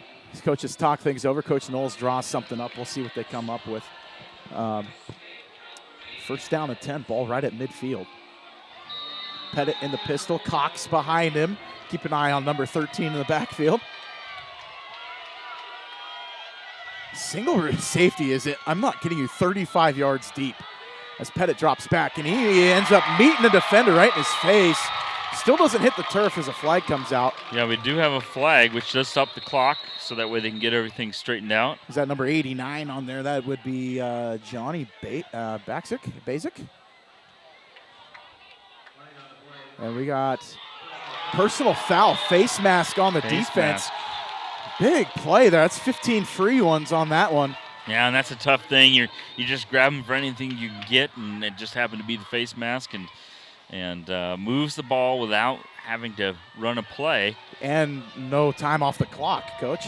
Yeah. And you've got a kicker that's hit a 43-yarder this year. So, I mean, realistically, you're 15 yards away from field goal range if you wanted to take a shot with Lasse Kuhn. Better get him start warming up over here. Oh, he's too busy playing wide receiver right now. He's out wide to the left. Pettit in the backfield. We might get a timeout from the Grizzlies. We'll see. No, we got a meeting of the minds in the backfield here. Well, we moved the sticks. They only moved the ball up 10 yards. Yeah, that's got some helpful suggestions from the crowd. They had the face mask 5 yards deep, and so it was 15 from the spot. Yeah, so 10-yard gain, but new set it down, so 17 seconds left. Oh, so they're trying to put some more time back on the clock. That's what I was wondering, if they were going to put, because it says 17, there was 19 before that snap. And on a penalty, the clock should stop. Correct, yes. But I don't know if that I was know, we got to figure it out up here, but that's it was right. a totally different story down on the field. So, it's like scratching two nickels together, I guess, up here. So, Sandpoint's set, ready to run a play. We'll see if we get a chance to run one. They got 19 back on the board. So they did run 2 off when they stopped the clock. It should not have started. So Pettit in the pistol, Cox behind him. See if they get Cox in the passing game here. Snap goes back. Pettit drops back to pass. He's going to take a shot looking at Lasse Kuhn, and he might throw an interception. And he does. He throws a pick at the 2-yard line. And that's, I believe, Galbraith on the INT.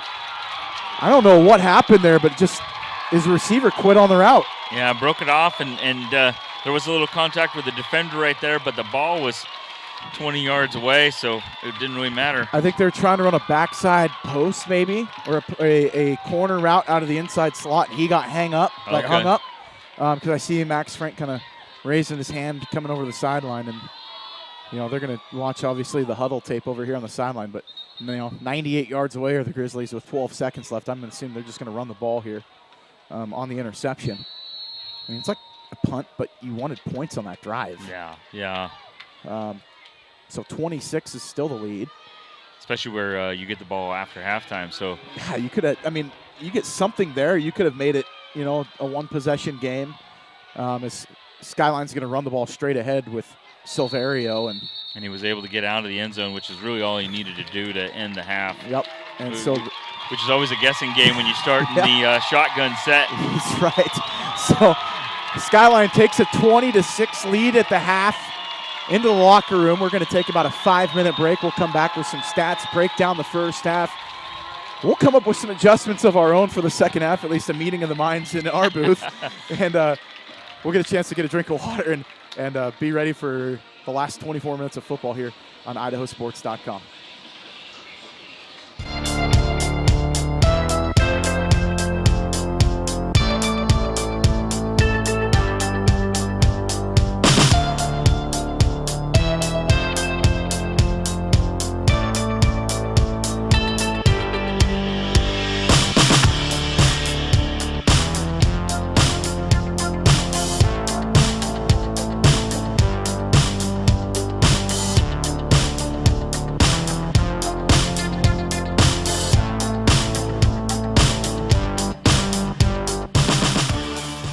I can't believe we have to make this commercial. It's ridiculous.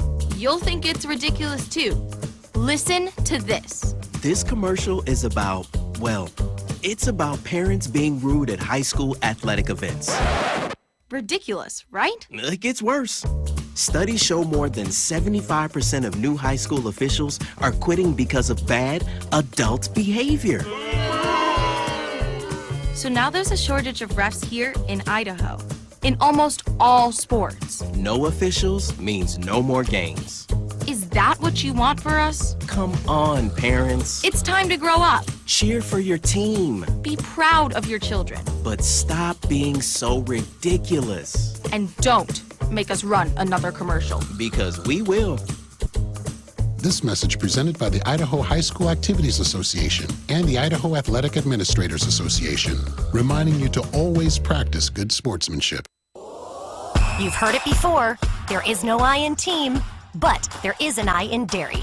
Dairy foods are a great source of protein, which is vital for helping rebuild and repair muscles after exercise, so your body can be at the top of its game at your next competition. So grab some milk, cheese, or yogurt after you work out, train, or play. Yes, it's true. There is no I in team, but there is an I in win. For more help finding your greatness, visit unbottled.com. It's time to start planning for back to school. That's why I got my kids vaccinated for COVID-19, so they can be protected from COVID when they're back in the classroom. Kids 12 and older can get vaccinated. The vaccines have been researched and tested. They're safe and they work. Getting vaccinated was quick and easy. You can walk into a pharmacy to get one. We got our COVID-19 vaccine, and I hope everyone will choose to get vaccinated too. Get a free COVID-19 vaccine today. Find a location near you at covidvaccine.idaho.gov. A hit in the morning, another between class, after school, and more before bed. Vaping sucks you in quick. Not to mention all the chemicals and health problems everyone's talking about. That's why thousands of teens are ready to take back their life their own way with My Life, My Quit. When you sign up with us, you'll get a free and simple quit plan that makes it easier to stop vaping. Visit mylifemyquit.com or text Start My Quit to 36072. Dear Exit Strategy, all your pieces are in place. A tranquil lake, a serene sky, an emerald forest, a secret hideout. Thanks for being there just when I need you most. Always Toyota SUVs. Every new Toyota comes with Toyota Care, our no-cost maintenance plan. Visit your local Toyota dealer today. Find yours at toyota.com. Toyota, let's go places. We're Valley-wide cooperative. For 100 years, we've been your first choice for residential and commercial propane, fuels, oils, and lubricants. We service HVAC, install water heaters, propane tanks, and accessories. And yes, we'll even deliver right where you need it. Because for us, serving is more than a job, it's a way of life. We are proud to employ your neighbors and to be a cornerstone of your community. We're Valley-wide. Yesterday, today, and tomorrow. We're here for you. Perform, refuel, recover, repeat. It's the recipe for success in any kind of sport, and dairy can be a key ingredient in every one of those steps. Dairy foods supply your body with high-quality protein to rebuild and repair muscle, carbohydrates to help you refuel, and fluid and electrolytes to help you rehydrate. So your personal recipe for greatness can be perform, win, repeat. For more help finding your greatness, visit unbottled.com. I decided to get vaccinated because I wanted to protect myself and my family and my customers from COVID-19. When I went to get my COVID-19 vaccine, it was an easy process. It's readily available. Since I got vaccinated, I'm confident I'm protected against the COVID-19 virus. My life has returned to business as usual.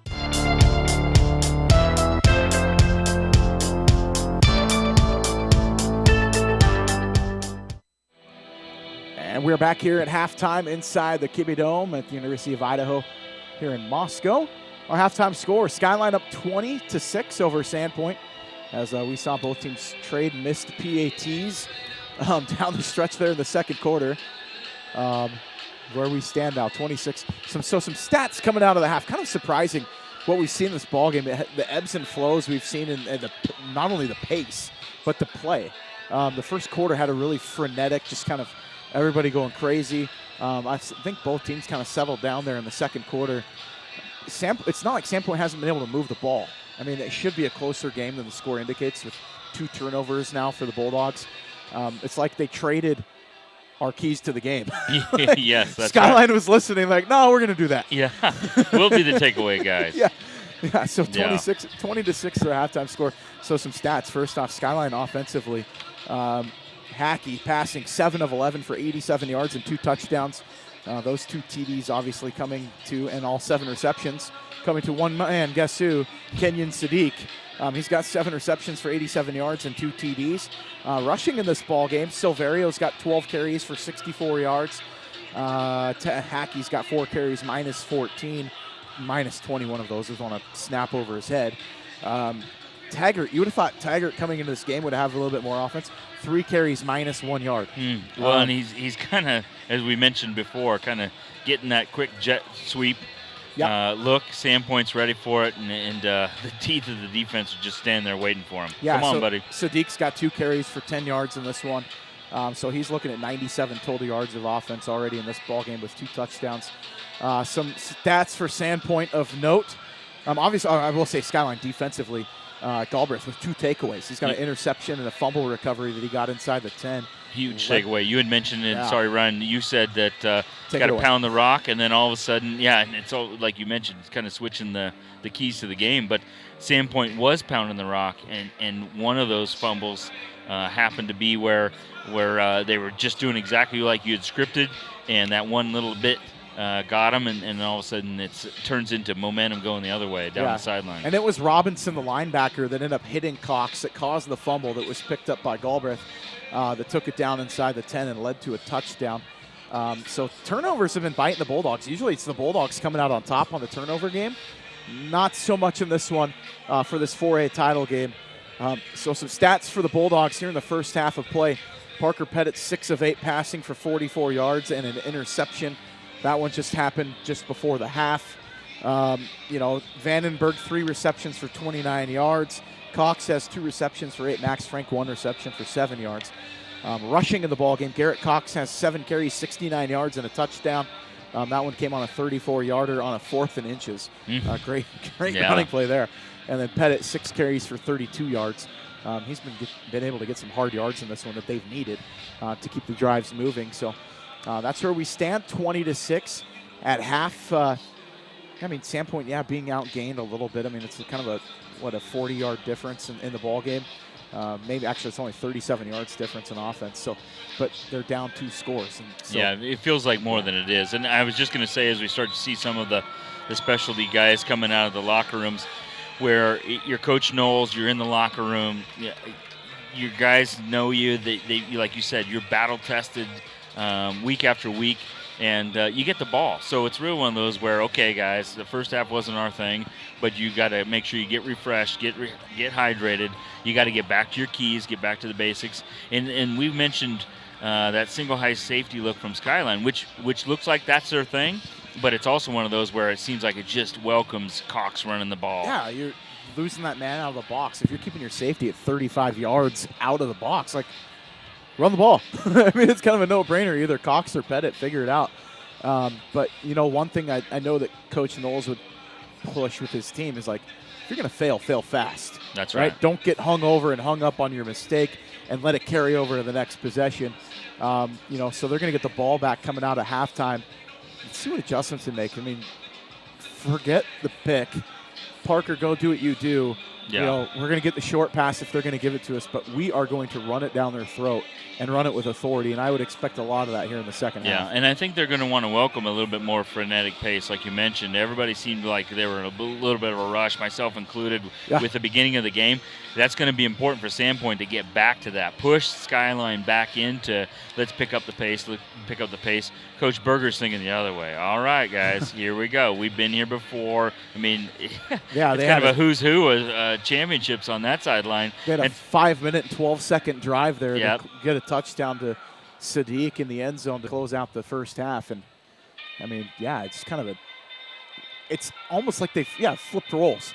I mean, what we've been familiar with both teams seeing. Skyline has been the more even-keeled team so far in this game and been able to control the ball, which, they've had turnover issues in the first 3 games in the playoffs.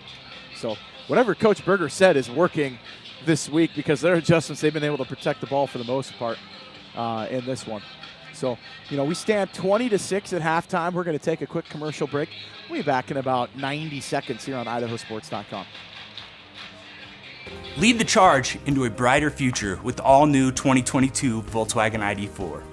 With an EPA estimated range of 250 miles, the ID4 knows how to go the distance. It's an electric SUV that's as fun to drive as it is stylish and functional. You don't have to sacrifice good looks for great performance. So stop by our dealership today and jumpstart your year with the Volkswagen ID4. Teton Volkswagen, where it's always no problem to buy and service your vehicle. I'm Dr. Christine Hahn. I'm an infectious disease doctor, and I'm Idaho's medical director for public health. It's my mission to keep our communities healthy and safe. That's why I believe every Idahoan should get their COVID-19 vaccine. The vaccine's been tested. It's proving to be very safe, and it's the most effective tool we have to stop the spread.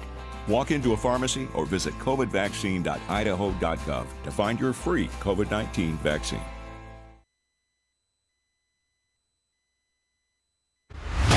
Show your spirit and unleash your school colors with a debit MasterCard from P1FCU. With our exclusive high school and college designs, you can represent your school with pride.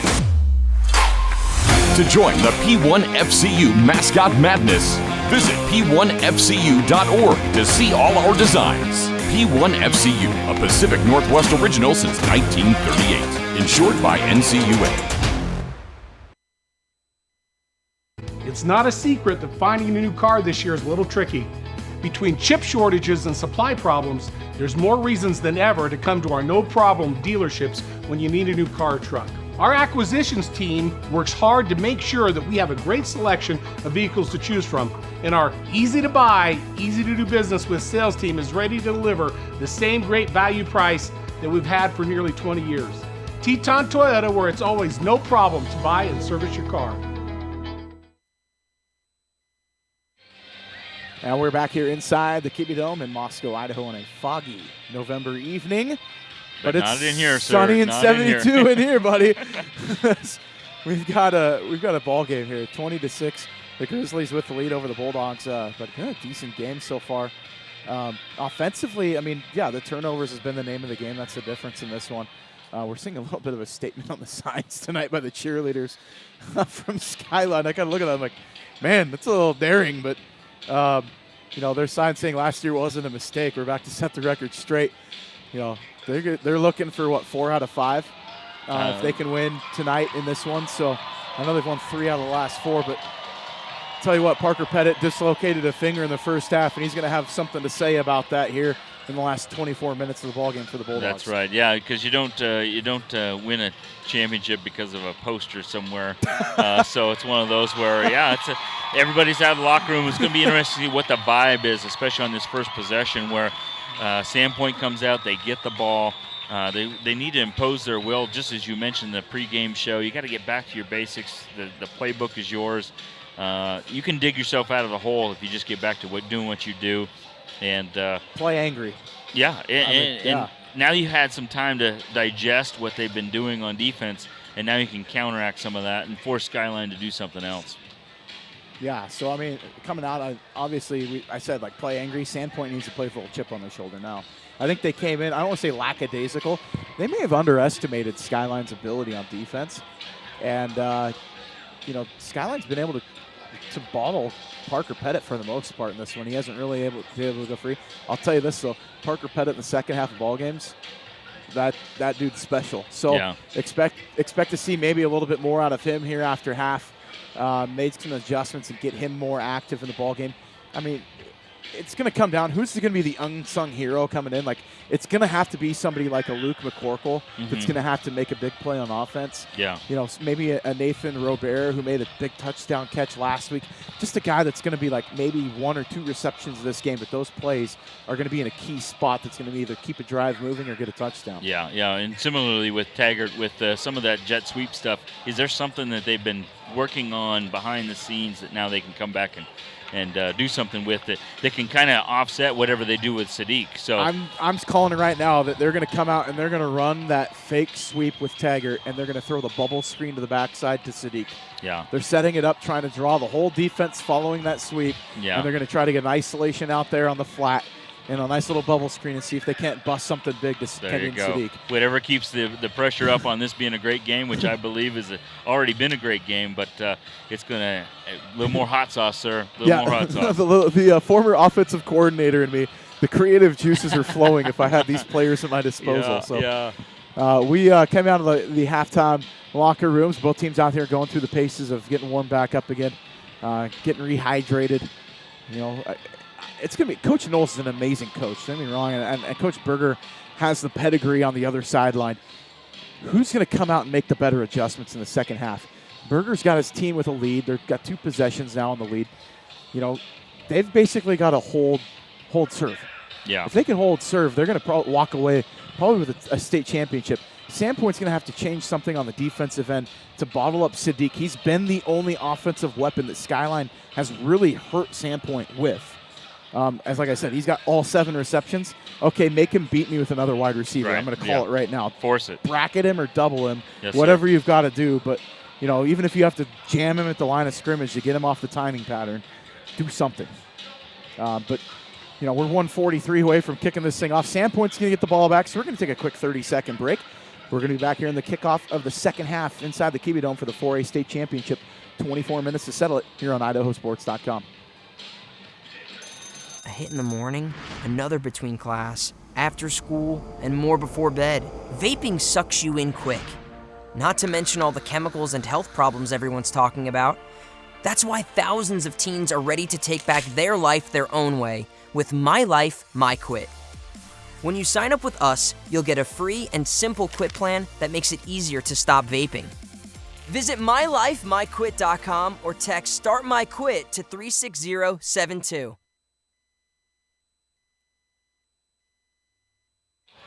All right, we're ready to kick things off here for the second half of play. 24 minutes left to decide who's going to be taking home the Plofie, is what I heard in last night's ball game, the plaque trophy, or who's going to be getting that the blue trophy, the state championship, and be able to hang that state championship banner. Is it going to be Skyline for number 4 in the last 5 years, or Sandpoint going to be able to bring home their first title since 1997? Got to instill some of that hunger, boys. We're close. Sandpoint's, been top 1, top 2 all year. You just got to believe and dig in and get that thing going. And you got to trust what got you here. I mean, we know Parker Pettit, we know Garrett Cox. They've been able to move the ball in this one. They've had their freedom to get things moving. So, we're getting zeros up on the clock, and both teams coming out to line up. Sandpoint's going to start with the ball here. If they can get the reception, and we don't want to count chickens before they hatch. Weird things have happened in these games. That's true. Skyline's going to line up. I wouldn't be surprised if Skyline could come out and kick an onside kick here. I don't know. I think that game's tomorrow with the 8-man game. We'll see quite a few of those. One team, Kendrick, likes to do it almost on every possession. If it works, it works. I know there's a few teams that I've played in my past that have never punted. So they would go for it on 4th down and 17. Skyline's going to tee it up and kick it, and it's going to be picked up in the field of play. I believe that's Luke McCorkle that just got the reception on the return, so he's going to be bringing it across the 15 to the 20 to the 25. Met by a couple defenders as he crosses the 25 down to the 27-yard line. So nice return by McCorkle. Yeah, excellent blocking, and I think that's a part of the game as well, is that, okay, we got all these specialty guys. How about the offensive line? What can they start to get some momentum on it? Like you said, pound the rock. Offensive linemen love the run game, so it'll be interesting to see if that's what we see right off the bat. Get the hog mollies going up front for the sir. Bulldogs. That left side of that offensive line averages 260. They are some big dudes. So got 55 Laybourne. As the handoff's going to go to Cox to the right side, and he's going to push his way. Pile moves about 4 yards on the carry. Yeah, nice blocking. Just as you've mentioned all the way along. This time they go away from the big hog mollies, but they get a nice push and and pick up a nice gain. So Laybourne and Wyland Durrell, the junior, on the left side of that offensive line.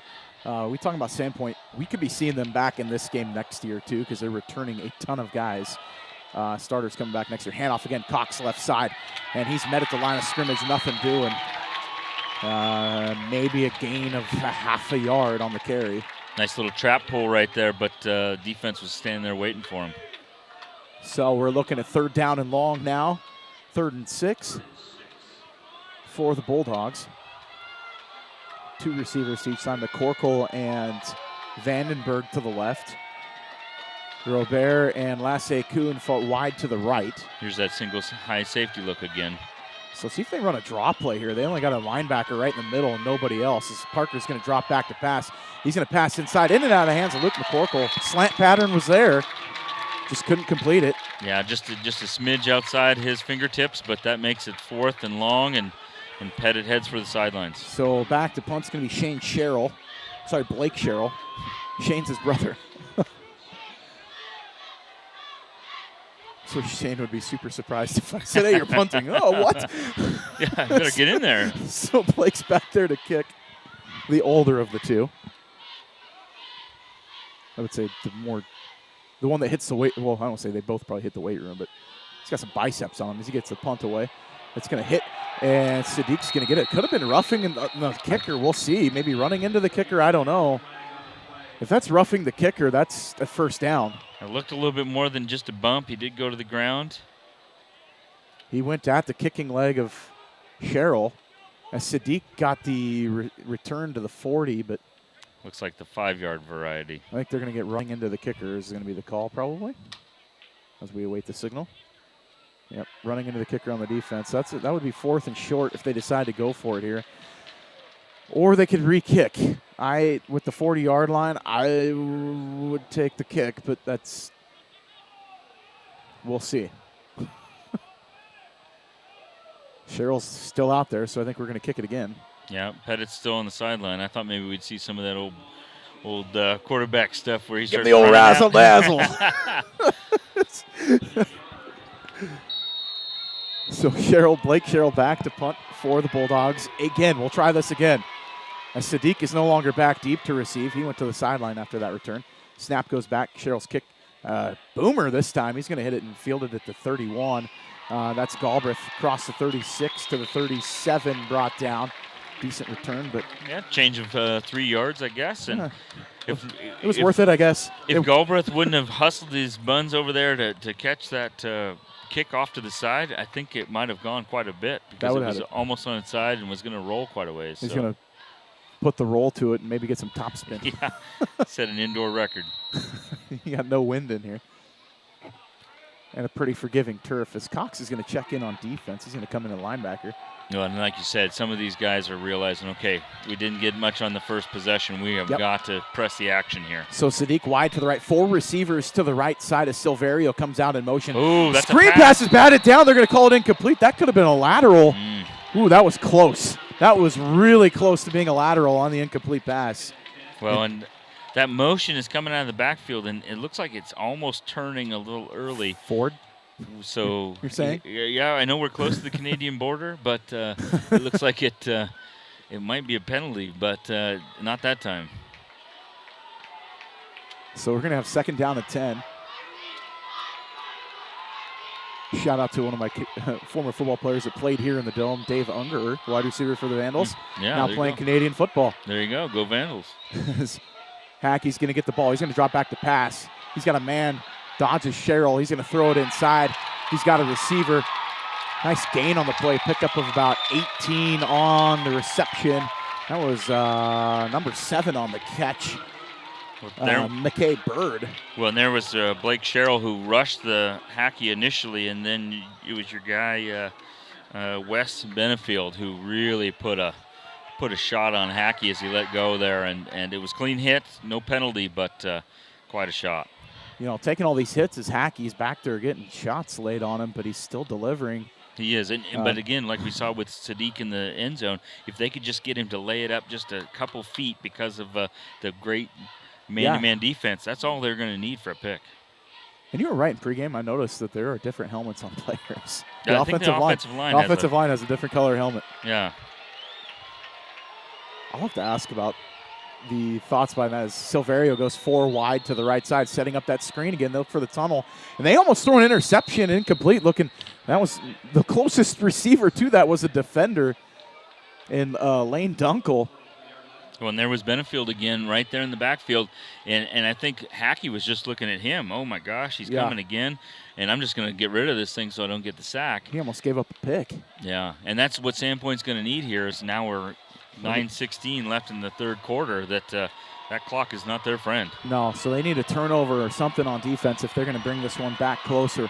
As Hackey's going to be in the shotgun with Silverio in the backfield to his left. Tight spread tight, like 2 receivers set. As Hackey takes another shot again and throws it incomplete, intended for Sadiq, who is going to see if he's. Yeah, he just. I think he's just disappointed he didn't catch that ball, but kind of trapped it against his body against the ground, but incomplete. Bring up 3rd down and long again. Sandpoint's had their chances and had them in 3rd down and long, and credit to the Grizzlies, they've been able to convert. Well, and that defensive pressure again, that same drum, Blake Sherrill again, getting close, which it seems like it's impacting the pass game. Yeah, so Hackey going to be in the gun. Empty set now. 2 receivers to the left, 3 to the right. Sadiq in the middle slot to the right as Taggart's going to go in motion back to the left. Drop back Hackey looking for Sadiq. Guess who?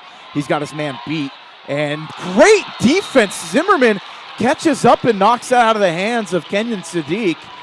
And that'll bring up 4th down and 10. It looked kind of like a Superman jump, kind of waved his arms in front, and no contact with Sadiq, and he read the ball. And he read Sadiq. He looked like he read Sadiq's body language as he kind of spread his arms out for that reception, and Zimmerman just kind of threw his hands out there and knocked the ball out of there. And excellent. Didn't make any contact, so there's no pass interference or anything like that, and just knocked the ball away. And again, making that kind of play to give them this 4th and 10, which they can great job by Jack Zimmerman. They're going to go for it on 4th down and 10 are the Grizzlies. Hackey going to be in the gun. He's going to quick kick it, and this one might roll into the end zone. We'll see. Some English on it. Gets it to drop it to 8. What a punt. Yeah, that's a great call. Not often do you see something like that. And you're right. I thought it was going to, one of those where it'll hit the top and just roll itself in, but he just he got the draw with the pitching wedge there and got it to sit at the 8-yard line. Sat it right down, and the cover guys were able to get right there and make sure it didn't roll in. So far he's in first place for the punt, pass, and kick contest. And that was an important start for Sandpoint. they lost some time, but no points for Skyline. Yeah, that held him out of the end zone, so Sandpoint's got to go a long field now, 92 yards away. Pettit in the pistol with Cox in the backfield behind him. Once again, Cox has some room in the middle. Pettit's going to roll to his left, throw back to the right to Max Frank. Catches it on the screen. Nice reception by the sophomore. Brings it across the 20 to the 25. Nice reception as he comes back and then picks up 18. And again, I like to compliment play by Coach Knowles, where we've seen some of that action before, and then it was the run up the middle. This time they gave the same action, only they threw the bubble screen to the far outside, and the receiver's able to get that first down. Yeah, that was a gain of 16. That's my fault on my math. But yeah, great play there. Handoff inside to Cox. Man, if he would have kept that, Pettit could have gone to the end zone. They're playing with fire with that high safety. Look, if it's working for him right now, but Sandpoint could make him pay. As Cox picks up 3 on the carry. Just his 3rd touch here in the second half. 8:29 and counting in the 3rd quarter. Pettit in the shotgun. He's going to drop back, looking to pass out to the right. He's going to keep it, pull it down. He's running to his right through one defender and then knocked down hard. Nice hit, but a helmet-to-helmet contact, I think. They're going to get Robinson on the helmet-to-helmet. Yeah, it looked like it was an aggressive hit, but it was one of those where Pettit wasn't really in full slide. He wasn't really in full get down. Was he giving himself up? Yep. So they got illegal helmet-to-helmet contact was the call. And that being said, Skyline is doing a good job of balancing or adjusting to single high safety Derry to run, and then that one was more a traditional two-high safety where they were able to bring a little more pressure, and they were able to get him corralled, but with the penalty, that was a huge gain for them. Yeah, noticeably that Sadiq is out of the game on defense. He played most of the first half at corner. So Frank wide to the right. Cox in the backfield, going to have kind of an option look as Pettit's going to roll to his left and keep it. He's going to tuck it and run, and he's going to pick up just shy of the 50 to the 49, so a gain of 2 on the play. That's a long 2-yard run. Yeah, that formation, the slot man had a safety over top of him, and it created a bubble to run in. And so it'll be interesting to see, because they come back to the line so quickly, they can get something from the top up where we are to maybe get something to just kind of hit this. Now the bubble's to the top, to the far side. Hitch and go on the near side, too. If they got that safety running up now on the run, so they kind of got a crisscross pattern as Pettit dodges one defender, and he's going to be dropped down on the sack. Great job. That's number 50, Jackson White, on the sack, and a big loss on the play. A loss of 8 yards. Yeah, and that's a nice emotional, momentum play for Skyline. They must have recognized something in pre-snap or by that formation, simply because of the fact that there were guys waiting there, and the defense was really rallied up. Yeah, he had a free go from the defensive end spot. It's like they're trying to run a screen to his side, and they just released him too soon, and he had a free go at Parker Pettit. So third down and long. Pettit's going to reverse pivot and roll out. He's setting up the pass, and he's throwing deep, and nobody home. Garrett Cox was probably he's got a case to be held, but. Well, and it's one of those where he's kind of exposing himself to a long pass to the opposite side, and the defense was just right there to give him a shot again. So 4th down and 17 coming up, and Blake Sherrill coming out to punt for the Bulldogs.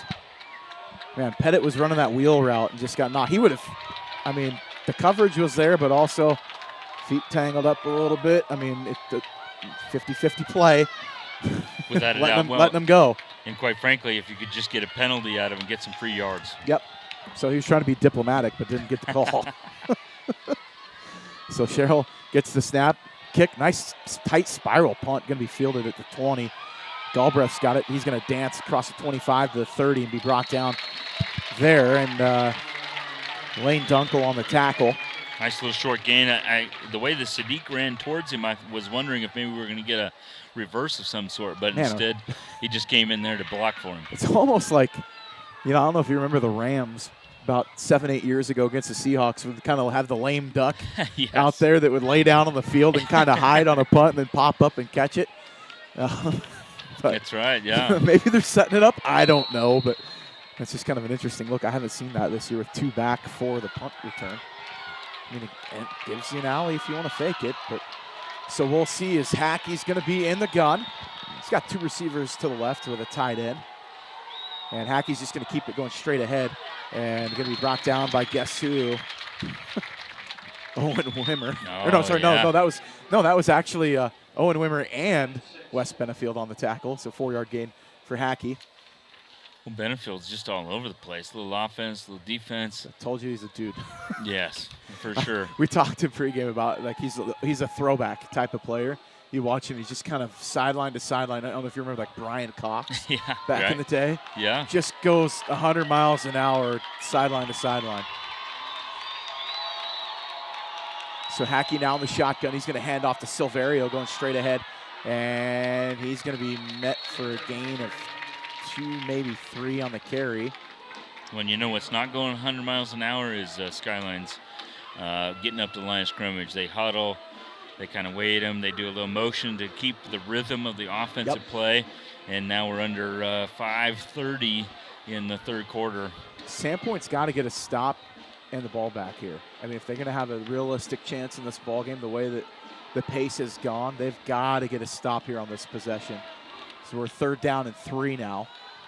Skyline in their road white jerseys with light blue pants, dark blue helmets, depending on who you're talking about. There's 2 receivers to each side. Taggart in motion going across the formation. Hackey going to roll to his left. And Benefield was almost there, and Hackey gets a nice pass off and just can't complete the pass. It'll be 4th down and 3 on the incompletion. Yeah, and that was a tough near catch by number 16, Isaac Harrison for Skyline, but there was a lot of traffic, a lot of bodies. Well, guess who was in the backfield again? I mean, I keep saying, like, guess who? Let's just say, like, expect Wes Benefield in the backfield at this point. Yeah, so that might be part of the reason why it was a little hurried as far as the pass was concerned. Yeah, Benefield was out like a cannon on his blitz and just got Hackey. Nice job to sidestep the blitz to get that pass off. So Cox can be back deep to receive the Sadiq punt, if Sadiq does punt, and he will. Boomer, I mean, that is almost to the ceiling of the Kiwi Dome, as Cox is going to call for the fair catch and take it at the 27. An excellent job getting that fair catch simply because he had 3 defenders right there to bear down. You know, we talk about Cox in the running game, but he is extremely effective as a receiver too, and a very sure-handed receiver, not only on punt returns but also in the passing game. So 4:52 left here in the third quarter. Sandpoint with the ball at the 27-yard, their own 27-yard line, going right to left. Well, and Sandpoint's done a nice job of getting the ball back to their offense. Now their offense has to get some yards and some points. Yeah. What are you going to do with it now as we see Sandpoint come out under center, something they haven't done much of tonight. Pettit under center, kind of the wing T look, and he's going to turn around and hand off. Cox going straight ahead on the dive. And he's still running, still dragging defenders, and he's out to the 35-yard line. And we got a flag on the play, a little extracurriculars afterwards. A little bit of a push. And I was just going to say that there's your hog mollies, just getting a push, trying to get that pile moving. You may see that formation and that similar play design again, simply because it allows those big guys to get that big push, get some emotions going, just so that way they can get closer to the end zone. So Cox picked up 6 on the carry. We'll wait the penalty. They're going to have a personal foul, and that is against the Grizzlies again. Grizzlies have got to be careful. They got a couple personal fouls on their defense. It depends on who it is. You pick up 2. I mean, well, it's not unsportsmanlike, so they're not going to get ejected. But well, at the same time, it's just going to cause Coach Berger to lose a little more hair, simply because of the fact that you're doing what you're supposed to do, and then you're giving them free yards without using clock. Sandpoint has the ball to 50 as they reset, come under center. Does Pettit, 2 in the backfield. Single receiver route wide right as Lasse Kuhn. Turnaround handoff inside Garrett Cox. Just going straight ahead the hard way, 7 yards on the carry. That was a filthy 7-yard run. Yeah, and again, that single wing tee, just that old school look. Right up next to those hog mollies, getting that push. I think we're going to see it flip the formation. Let's run it again. So that was 8 on the carry, I should say. So I don't want to slight anybody any yardage. This Cox is going to get the ball again straight ahead. He's got the first down and then some. He's still rolling forward and picks up an extra 2. So 5 yards on the carry and the first down. Well, even with the run game, if you're quick on the ball and you're moving things, you don't have to worry about using up too much clock. And who comes in? Number 22. And the clock stops on the first down too, so once the ball's set, so they're going to come back out. I would expect Sandpoint moving the ball the way they are right now. Keep moving it. Dare Skyline to stop you. Yeah, keep inching them up closer to the line scrimmage. They got 5 on the line for the Grizzlies. Don't expect this. Maybe the counter play here again. As Cox is going to get it, he's going to go straight ahead again. He's met a couple, still spinning, and picks up 3 on the carry. And Pettit could keep that. I was just going to say, we just saw Pettit boot out, and he was all by himself over here on the sideline. They've got Ari Vandenberg at tight end on that left side, and if they do a naked boot out of that, I'm telling you, that is a touchdown waiting to happen. Maybe Knowles is listening. I don't know. Yeah. Maybe he's on this channel. And Skyline, just kind of businesslike with their defense. So Pettit back under center again, the single or the double wing look. As McCorkle's in motion over to the right side. Pettit's going to drop back to pass out of this. He's looking for something, scrambling around. He might have to get rid of it, or he's going to eat the sack. And guess who again? That's number 50, Jackson White again, out of his defensive end spot. Done a nice job of setting the tone on that defensive end spot, and he's been there a couple of times recently. So that's a loss of 10 on the sack. They tried to complement that run game, that power run game, but Skyline wasn't fooled by it by any means, and had everybody covered. There wasn't much he could do with it. Yeah, so you go from 2nd and 7 to 3rd and 17. I mean, in one play. And the clock is running. So 2:31 and counting left here in the third. And you have the single high safety. Do you run the draw here? I mean, you could catch him napping. Little swing pass? So Pettit's going to drop back to pass. He's looking deep. Maybe something with Vandenberg, who's a basketball star for the Bulldogs, but he's going to throw in complete. We had Kirasera over there, as well as Galbraith from Skyline, who was right where they needed to be as far as not letting anything happen. They bring Sherrill out for a punt. Oh, man, Sandpoint got the ball back, started driving, and then the big sack just stalls the drive. So Sandpoint going to punt it away again. Man, they're able to run the ball effectively. Just the passing game, I mean, like we talked about in keys to the game, force Sandpoint to pass. We're seeing what's happening for that low drive kick.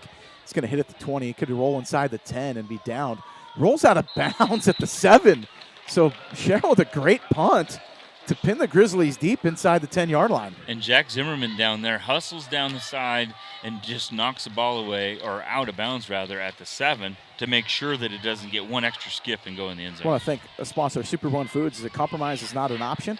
Set the standard. Number 1, they have lower prices. Number 2, they make your dollars stretch further.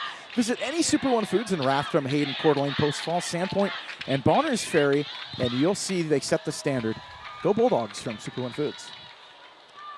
So Skyline going to come out on offense. They're going to go 93 if they're going to score here on this drive. First down at 10, ball at their own 7-yard line. Hackey back there in the backfield. He's going to hand it off straight ahead.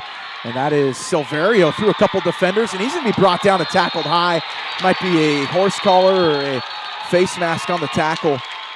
Big gain on the play. Picks up 20. He's a little on the carry.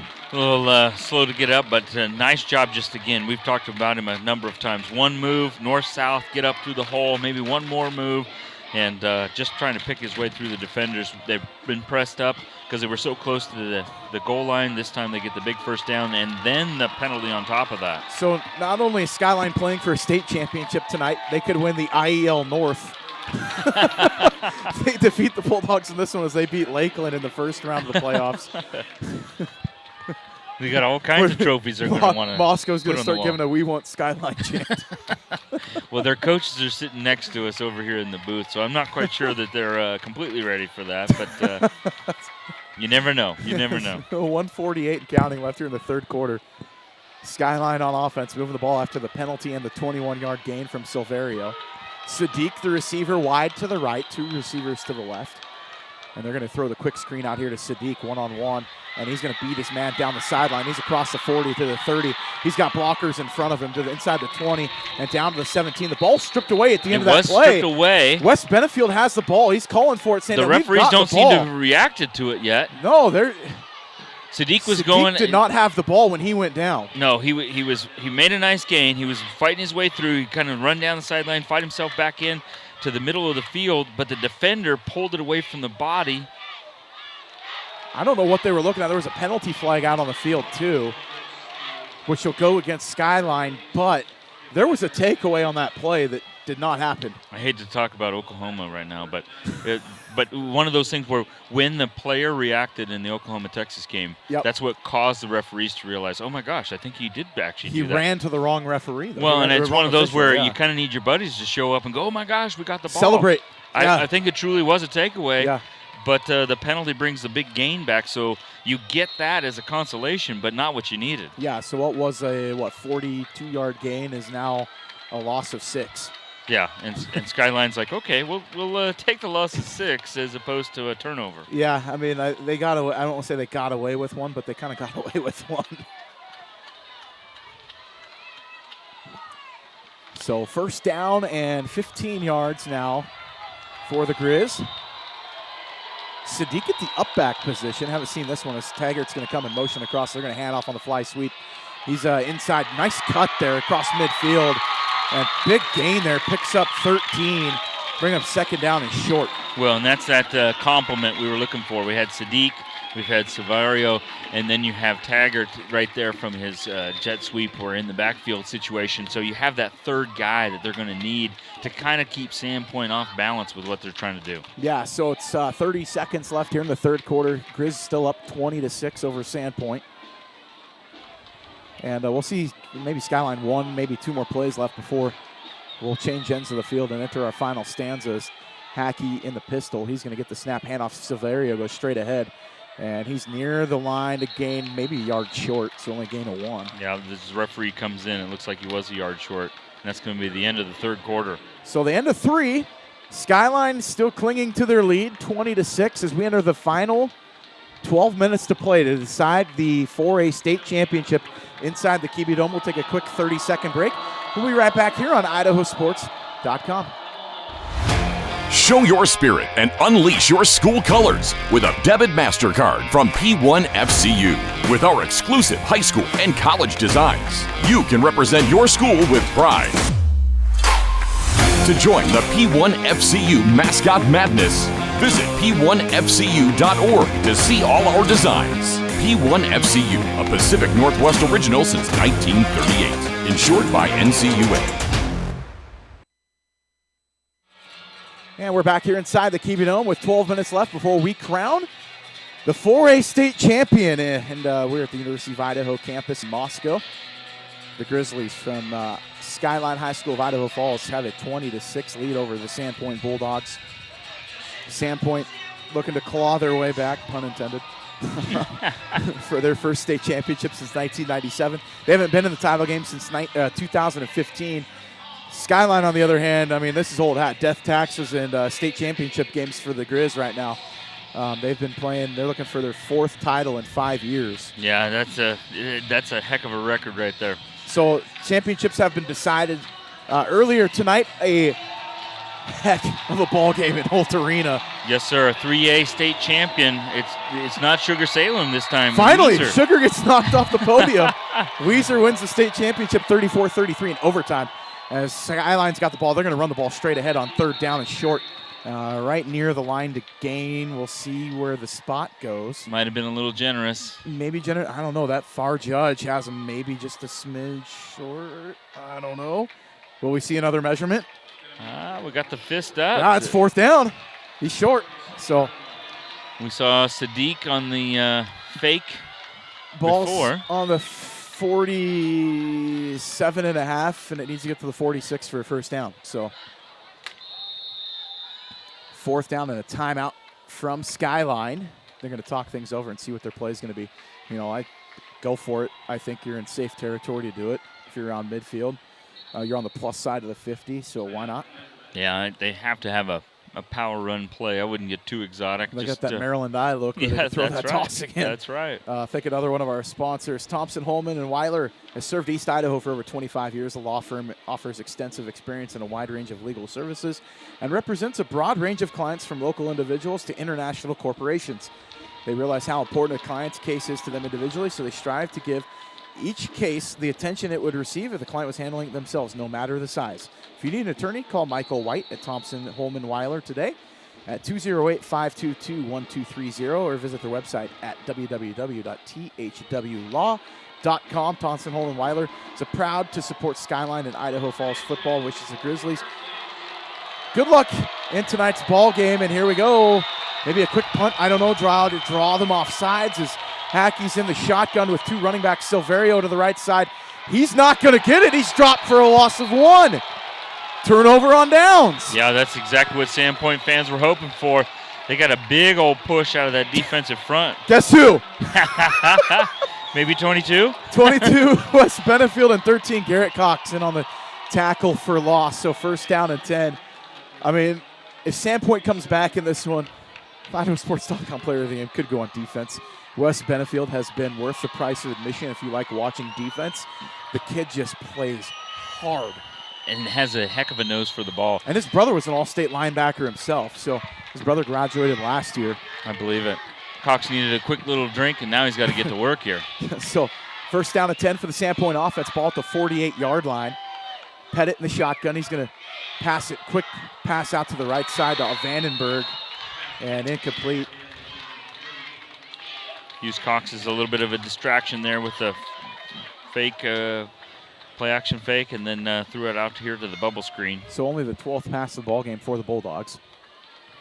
11:08 left in the ball game. They've got to get a touchdown on this drive. I mean, otherwise that's a tough road starting to to hoe. Get to be mathematical. You only have so many possessions left. Yeah, so Pettit's going to keep it going straight ahead, north and south. He's across midfield. And he's going to be tackled at the 47-yard line.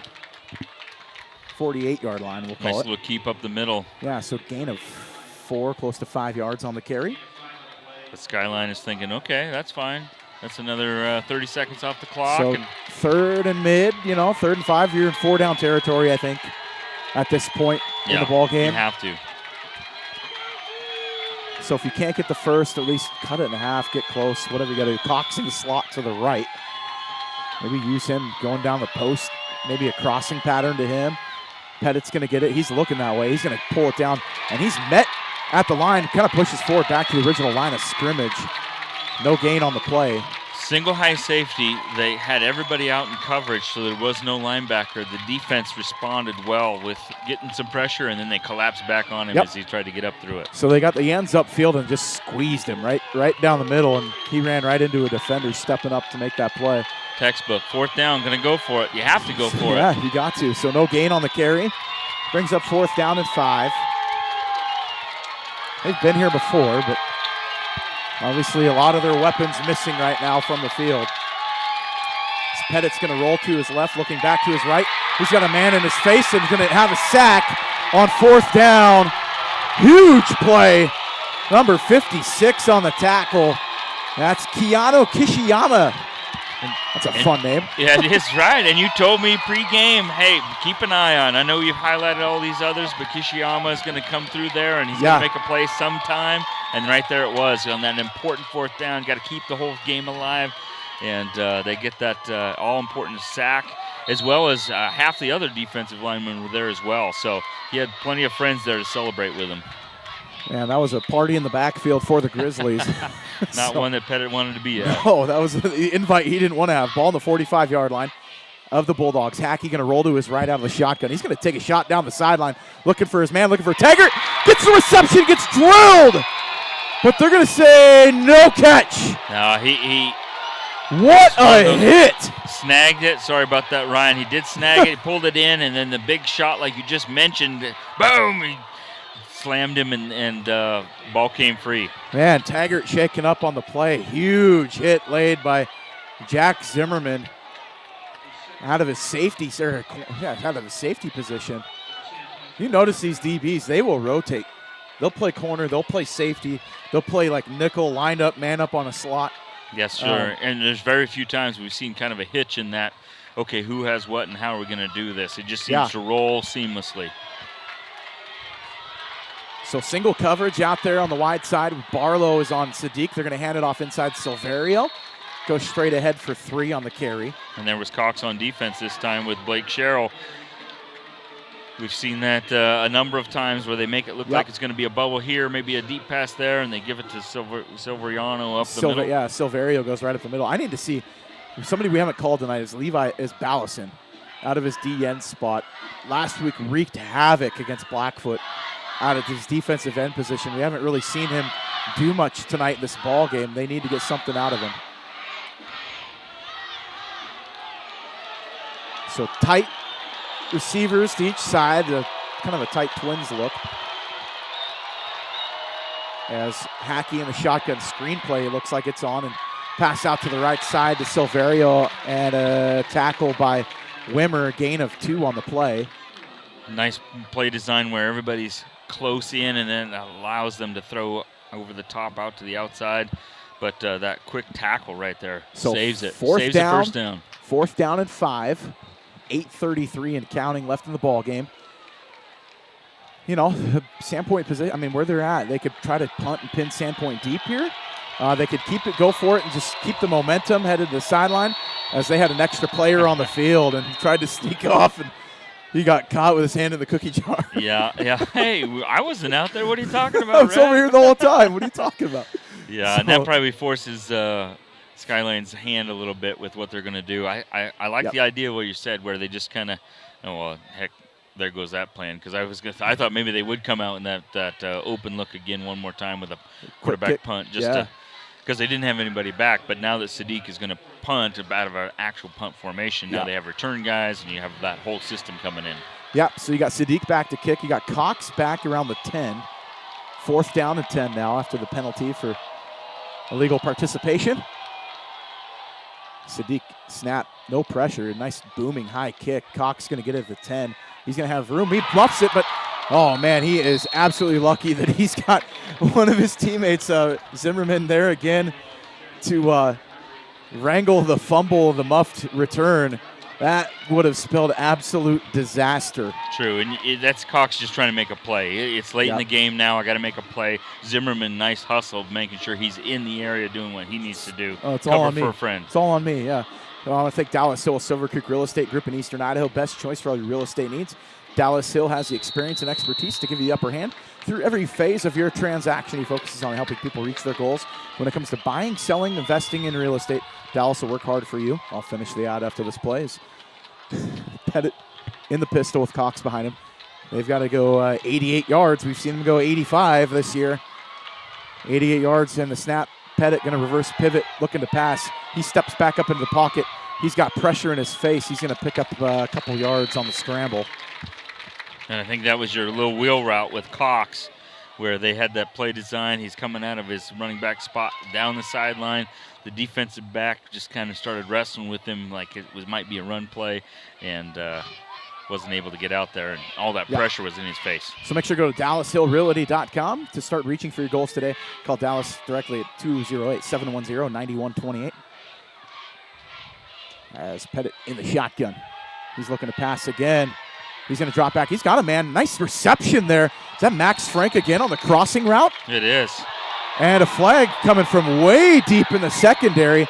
I think he's calling for a face mask as he was coming to the ground. Well, and I think it was one of those situations where the defender was trying to pry the ball loose because it looked like it might be hanging out there, but instead he might have grabbed a little face mask. Skyline fans don't agree. Yeah, that's true. That's true. Always helpful. That's the one thing you like about fans at the games is that they're always helpful to the referees. So what was a gain of 7 turned into a bigger gain on the penalty and the first down. Ball now at the 35-yard line. Sandpoint no longer in the shadow of their own end zone. Well, and there's those extra yards with the clock stopped, or at least it was. And now you're picking up some momentum. So Max Frank, nice reception. He's come in spot duty in this one. Not expecting a ton out of the sophomore with that ankle injury, but he's given everything he's got. The snap goes back, and they're going to keep it and hand off a nice little screen pass inside to Frank. Nothing doing. Yeah, no gain on the play. Nice job there with only about one wheel, but that time the defense was right there in mass. And not a bad play for the first quarter, but now that we're late in the fourth quarter, tick, tick, tick, time is of the essence. And we're now under 6:30. You got to get 2 scores, and you've got 6.5 minutes left on an offense that is run heavy. It's not leaning in your favor right now. So Pettit in the pistol again with Cox in the backfield. 6:20 and counting left in the ball game. 2nd down and 9. Snap goes back, drop back to pass. He's looking for his man. He's got Lasse Kuhn incomplete. Had a defender in his hip pocket. Yeah, and there was one defender that had broke off coverage, number 15 from Skyline, who Farmsworth, who looked like he almost had it before it got to the receiver. So the Joker in there. The Joker, coverage. That's right. So Skyline with a 20-6 lead. Pettit in the pistol, 3rd down and long. Ball at the 35-yard line of the Bulldogs. Snap goes back. Pettit looking to pass. Blitz picked up. Pass out to the right side. Max Frank had the reception in and out of his hands. Incomplete. Brings up 4th down. Alex Storms, we mentioned him early in the first half where he was just where he needed to be, make one extra poke at the ball. Again, as the crowd starts to really get into it. Max Frank just giving everything he's got with one leg. And Skyline fans are really starting to feel it now with that big, important stop. So Sandpoint going to have to punt here. 4th down and 9. They're punting from their own 35. What a fun ball game. I mean, nice punt by Sherrill. Angle. Tight spiral angles. Inside the 15, fielded. And there might be a block in the back. Inside the 15, that's coming back. That is, you talk about flipping the field. A huge punt, and then the penalty on top of it. I mean, they're going to be inside the 10. Couple of fist pumps from Sherrill out there from his punt spot, just simply because the fact that that is It is super important in this situation where they've been able to get Skyline to stall out. This time they do it where they might be able to get some good yardage. That was a 56-yard punt. That's incredible. And the hustle to get down there to be there, so that way, as it turns out to be a block in the back, but at least you're down there to try and corral him. 56-yard punt from Sherrill, and the penalty on the play puts Skyline at the 10-yard line. And now having to do maybe some things that they didn't really want to do. You might see three kinds of runs, but if you're in the middle of the field, you might have saw Sadiq over the top once. So snap goes back to Hackey. He's going to hand off inside Silverio, just pushing forward. Gets 5 hard yards. Yeah, and then offensive line from Skyline really starting to feel it. They're starting to taste it also and getting a big push. How much of a difference playing 2 ways does it make for, the Sandpoint team? No, nothing for their effort. No. It's just they look just gassed right now. Well, and we love the inside environment, but as a player, as you know, it's much better to be out in the cold. Yeah. You've been practicing in the cold. You've been playing in the cold. It snowed in North Idaho today and yesterday. So, you're used to it, but you're inside the dome. It's like going to play in Palm Springs. Yeah, that's right. So Hackey in the shotgun, the Silverio in the backfield with him. Ball at the 15. Hackey's just going to keep it going straight forward across the 15 to the 20 and down to the 21. First down, 6-yard gain. And Benefield's right there again. And flags come out again. We got some extracurriculars going on out here now. More flags coming out. Benefield's mad. We got a player flat on his back on the field too. Well, I wasn't talking about that part. I was saying that Benefield just seeking after the ball. He knows that it has to be important every play now with 5:04 left on the clock. Every play is important. If you could just somehow get a fumble, something to happen, you could get a score, and then all of a sudden you're back in it. Some frustrations definitely showing out on the field right now as you got a running back talking back to the officials. You got Skyline players jawing at the refs, jawing at Sandpoint. You got Sandpoint players jawing at Skyline. Coaches holding players back. And both coaches, Berger and Knowles, thinking we want emotions, but not over. I would see both coaches running out and tossing their players to the sideline if they had to. Knowing both these guys, don't let the extracurriculars this late in the ball game cloud what's been such an awesome game. And it has. It's super close, super intense. Every play is important. Every down's important. Benefield's jawing at the Skyline sideline. It's just, we got, and the refs are, trying to figure out what's going on who's on what. And well, now you do. Knowles finally just says, Benefield, you got to come here, buddy. Yeah. Get over here. That's right. Get it straight or get off. And both coaches are out there trying to get their troops back in order. Like, okay, we got an important play to come up here, boys. We got to get ready. There might be an ejection if they're taking this long. There might be an ejection out of this one. We will see. Maybe they're talking about whether or not that was a rip and strip near that same spot. Benefield comes out with his helmet off, and he's running to the locker room. Don't boo a kid. He played a wonderful game. He made a bonehead mistake. Yeah, that's too bad. But he played a great ball game. We talk about giving grace, right? We're going to make mistakes. We're human. Oh, yeah. Well, and kids just trying to make a play. And Don't boo a player that's played a great game and been a competitor. Yeah, it's one thing when you're watching Sunday sports at home, and another thing when these are just high school kids out here trying to, play a game for the love of their teammates. Yep. So Benefield takes the exit on the ejection on the personal foul. Brings a first down at 10, ball at the 35-yard line. So now in the ball game for the Bulldogs is Merrick Bach. He's going to be in at linebacker. Handoff, crisscross look. Bach almost had the tackle, and Silverio goes straight ahead for a gain of 7 on the carry. That's what you were talking about, just that balanced look, making all the defenders to just hold their emotions in check, not overread a play, and stay where you're supposed to be. By having that crisscross look, making them key up and remember what they're supposed to be doing. Like we talked about in the first half, that sleight of hand look, kind of draw the eye away from where the ball's actually. Look especially over here. When your emotions are starting to well up. Yeah, you got to think you're over trying. If that makes sense. Yes, sir. As Taggart keeps the ball going straight ahead, he's going to have close to the first down. Tackled right at the 46-yard line. I mean, I'm going to flat say it too, though, but like Skyline, if they're going to come away with a victory, they have flat earned it. Yes. In every phase of the game, including just keeping your head. If that's an area of the game, the mental aspect of it, they've just been steady Eddie through the entire game. Really just calm. Well, and it felt like at the beginning it was going to be a horse race. Yep. And now it seems like having the experience, having the know-how to just slow it down, play methodical, play within yourself, not overdo, like you mentioned. Don't overplay. We've been here before. We can do it again. We've seen the people in front of us be here before. We watched them do it. All we got to do is just repeat the process, right? And that's what Skyline's been doing. Is Hackey is in the shotgun. Taggart in motion. He's going to hand off to Silverio straight ahead and met at the line of scrimmage. Nothing doing as number 77 for the Bulldogs. That's big. When I say big, that's Wyland Durrell. He's like the first dude you put off the school bus. Yes, that's right. Everybody's looking like, oh my gosh, what did they eat up there? Yeah, I mean, if you need a horse to drag out, like you're cutting tamarack or something like that, and you're like, I need to just give me Wyland. He'll drag it out. That's he's like a draft horse in there.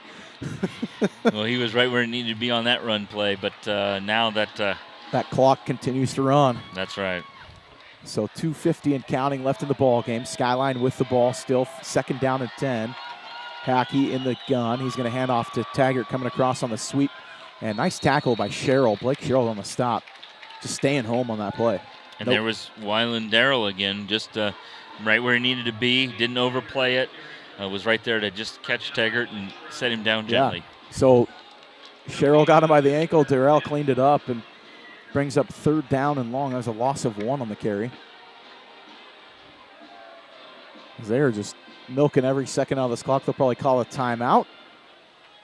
They'll take a couple shots, maybe. I don't know, call timeout. The clock's running. We'll see. They'll let it go all the way down. Maybe call the timeout to reset. They don't look like they're in too much of a hurry, are the Grizzlies. If they get a first down, this game's over. I mean, the game essentially, I would say, is over at this point, but things have happened. Hackey's going to drop back, taking a shot down the sideline, as that could have been offensive PI. Because McCorkle had every bit of chance at that ball.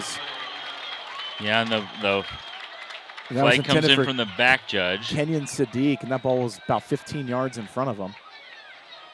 That just looked like good coverage. I don't know. Yeah. Just a hard play from both guys, but penalty flag once again on the field. You should have had me tracking penalty yards on this. McCorkle actually got an offer this week to Presentation College, too. So.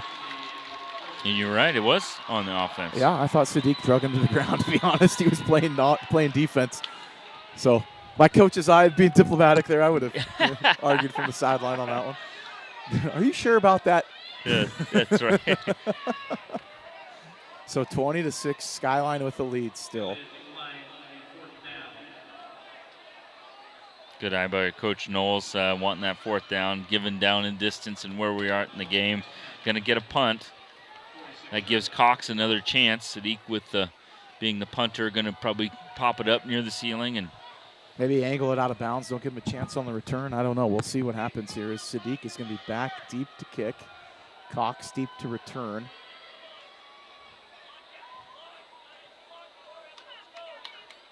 I'll give props to Merrick Bach. Came in for Benefield on that. Actually played pretty well in that series. Yeah, didn't hurt him at all. So nice kick by Sadiq. He's going to back Cox up to the 10. He muffs it. He's racing for the ball. It squirts into the end zone. We got a special teams touchdown. Grizzlies pour it on. Oh, well, it fumbled out one more time. They fumbled it out of the back of the end zone. I didn't see it hit the yeah. There's a camera in the back corner of the end zone. It hit the standard, and I didn't see it hit it. I'm glad I didn't add the points to the board. So, talking about what happened, we're going to have the touchback. Right, the referees are talking it out, what happened. It changed possession, definitely. And if Sandpoint recovered it on the possession change, is it actually a safety? And they're going to call it a touchback. So first down at 10 from the 20-yard line, 1:37 left. So Coach Knowles' crew has to have some quick strikes. As an old 8-man guy, I'm thinking, okay, quick strike, touchdown, make sure you onside and get another one. So got the Skyline coaching staff next to us in the booth. Yeah. Great play calling. I mean, defensively, they came in with a game plan. And know their guys well. I mean, yeah. Single high safety against a run team, you're thinking, what the heck are you doing? At the same time, it's worked out. It's like you're not going to beat us perfect. deep on the post. That's Put right. it that way. Zimmerman now on offense. Pettit's going to be back to pass. He's going to throw it out to the right side. McCorkle's going to get it, and he's going to go out of bounds. And an 8-yard reception for Luke McCorkle.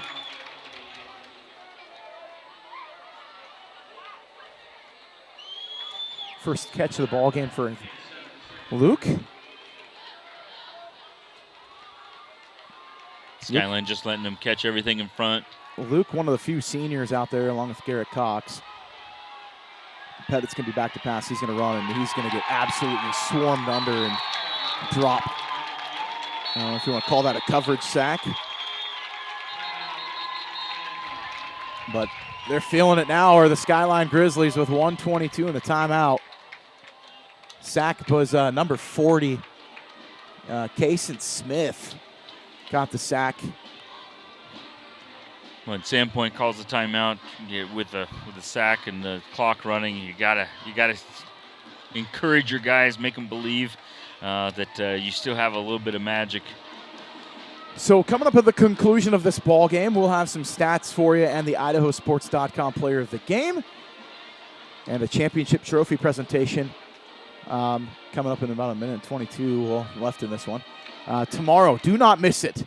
You've got the a dessert. Yeah, the you got dessert. Yeah, you got the dessert. You got Kerry a track versus meet, Kendrick. the Saturday track meet inside That's the right. Kiwi Dome. Race to 100. We might see 100 in that ball game. We had a couple games this year in the state of Idaho that were well over 80s. I don't know if anybody hit 90 this year. Yeah, there was a couple of them pretty darn close. Yep. With the running clock, it's a little harder to do, thank heavens, but you got to pour it on in the first half that's if you do. right. That's right.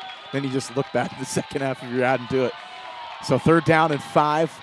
Pettit in the pistol. Cox behind him. He drops back. Here comes the blitz again. He's going to step back up, and he's met again trying to pass. The ball might be free. And it is, and it's a turnover and strip sack. Guess who's been in the backfield in the second half for the Grizzlies? Jackson White. Hold on. Did they give him the ball? He came out of there with the football. They're giving him fourth down? They're giving him 4th down. They're saying he was down on the ground. And no change of possession. Another timeout. And another timeout by the Bulldogs. They want everybody to get their money's worth. That's right. That's right. Thank another one of our sponsors of tonight's ball game. I want to thank Conan Heating and Air Conditioning, your Lennox premier dealer in Idaho Falls. Conan Heating and Air Conditioning has been providing superior HVAC service in Idaho Falls since 1946. That's over 45 years with their highly qualified and experienced technicians. No job too big or small for all your furnace repair needs in Idaho Falls. Trust the job to Conan Heating and Air Conditioning. Visit them online for more information at www.conanheating.com. So I want to thank Keith Bowe, North Idaho Life Real Estate, the favorite real estate agent in North Idaho. If you're looking to buy or sell your home or commercial property, give Keith a call at 206-390-9090 or Keith at NorthIdahoLife.com. He's been voted North Idaho's best real estate agent for 3 consecutive years. Give Keith a call today. Good luck, Bulldogs. Pettit in the shotgun. He's going to drop back to pass. Blitz on. He's going to pass out to the right side. McCorkle gets the reception at the 25. He's got enough for a first down, a gain of 10, and the tackle. And the clock continues to run with 1:03. And the last timeout taken by the Bulldogs. Excellent catch by McCorkle. Grabs that ball right out of the hair. Eric High snags points it, yeah. High points it. Squeezes it tight. He's going to get some contact. Gets himself out as close to out of bounds as possible. We call that the noose. There you go. The noose. Put the noose on the football. And nice reception by Luke McCorkle, the senior. The seniors for both of these teams, I mean, what a stretch. The Sandpoint made the state semis last year in the state title game this year. Skyline won it last year. That's the senior classes. Hats off to both of these kids, and these programs have done a great job. What a job that Coach Knowles and Sandpoint has done turning this thing around in a hurry. I remember beating Sandpoint for a league championship when I was at Lakeland. Whisper. Gobble, gobble. But what he's done with the program since he's come into the picture in the last couple of years, and these kids just absolutely love him. I mean, they would run through a brick wall. Coach of the year in the league, and well-deserved. Dropping back to pass is Pettit. He's going to take a shot, looking for Vandenberg, almost intercepted and knocked down. Great job on coverage. Becerra, number 1 right there, just sitting there waiting for that one. And it's textbook at this point where there's not much time. They can only run a certain number of things. Playing for pride at this point. And all of your offensive weapons. Max Frank on the sideline. A lot of banged up guys. Yeah, I mean, without Cody Newhart, your deep threat, what a difference. This thing could be different with a few guys, but shoulda, coulda, wouldas. But, they got here with who they had. Pettit's going to be in the backfield, dropped for a sack. And that's number 89, flexing the big flex. That's Johnny Basic out there with sack and loss of 7.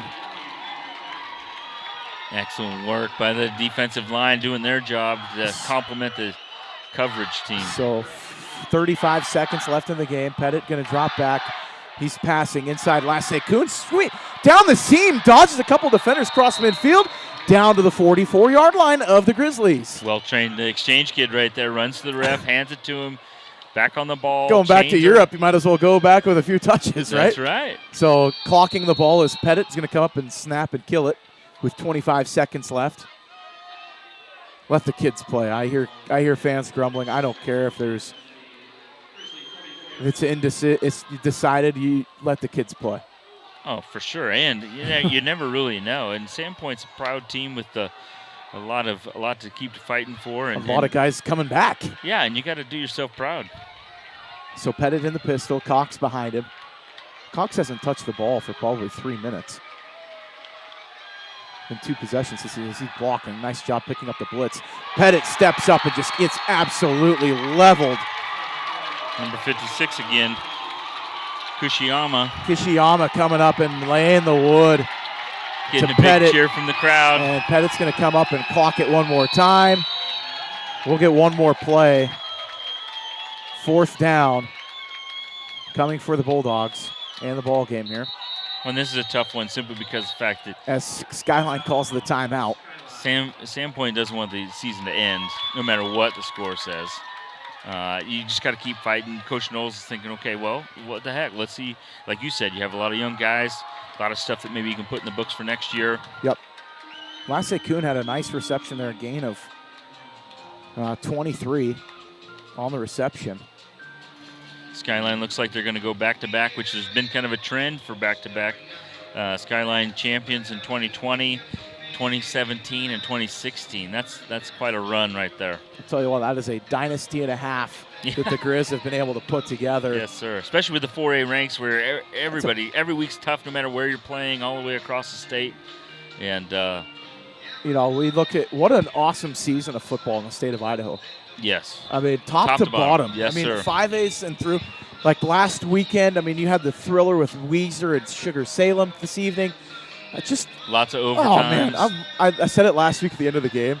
Because I was out of breath. I was like, I love high school football. Yeah. I really just love this game. It's just pure. It's just guys doing what they can do and out under Friday Night Lights. So Pettit going to be in the shotgun. Last play of the game.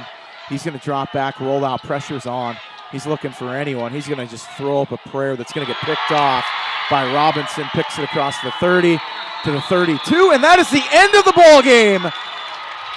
Go crazy in Idaho Falls. Your Grizzlies have gone back-to-back 4A state champions. Congratulations to the Skyline Grizzlies as they celebrate. And Sandpoint, your guys left it all on the field. They did. Absolutely nothing with what they had to deal with the last 3 weeks with injuries and everything else. A great season by the Bulldogs, but Grizzlies, man, dominant down the stretch and when it mattered. There was no doubt in this one. So the final, the Grizzlies of Skyline 20, the Bulldogs, Sandpoint 6, your champions, repeat champions out of southeastern Idaho, the Grizzlies from Skyline High School. Well, and there's always such an interesting mix, kind of a yin and yang, where you have two great teams here tonight where you just have that mix of emotions. If one team gets the red trophy, still something to be proud of. Obviously, the banner, the blue trophy is the one you want, but it's also something where everybody should be proud of how they played tonight, the way the teams came out, and Coach Knowles, Coach Berger have a lot of good stuff to come back to when it comes to their sports banquets. Yeah, so we're going to take a quick break, about 4 minutes. We'll get some stats for you, the IdahoSports.com player of the game. We've got some John on the field that we want to make sure that things stay clean for these kids. And what a great ball game, a defensive battle. Skyline wins the state title 20-6 over Sandpoint. We'll have your IdahoSports.com coming up your way. IdahoSports.com player of the game coming up in 4 minutes here on Idaho Sports.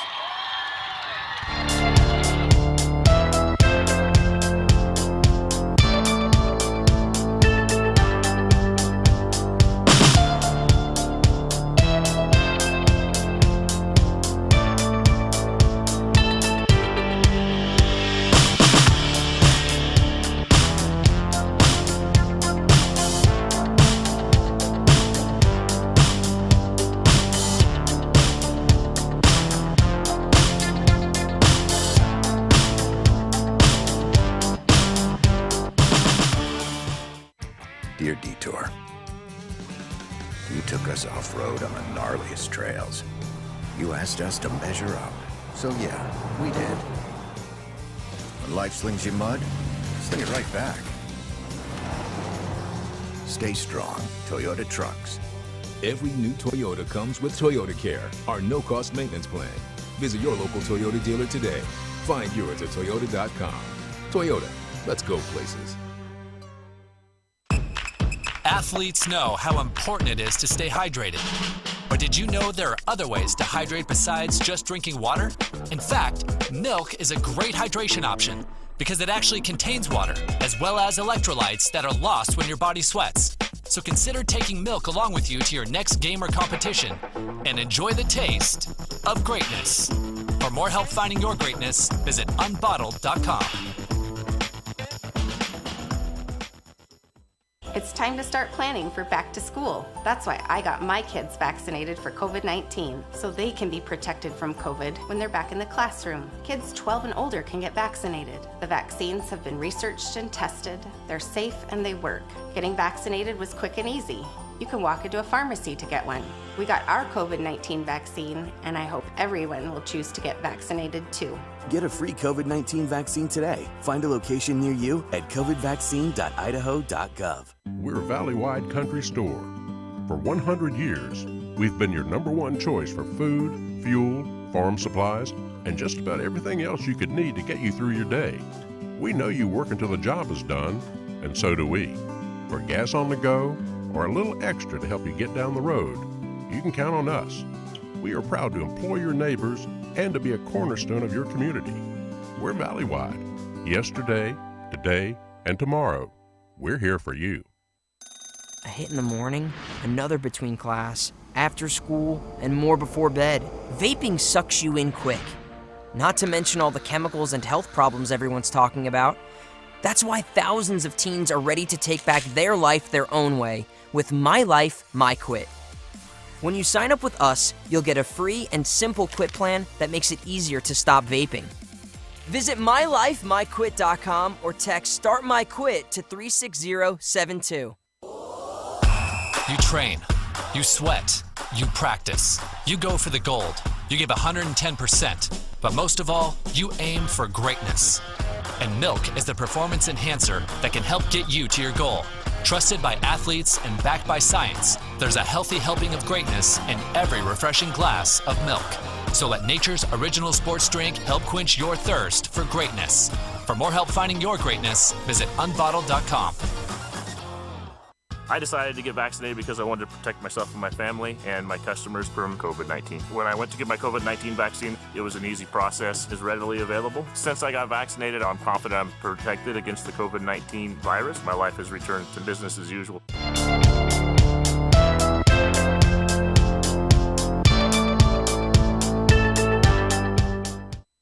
Lead the charge into a brighter future with all new 2022 Volkswagen ID4.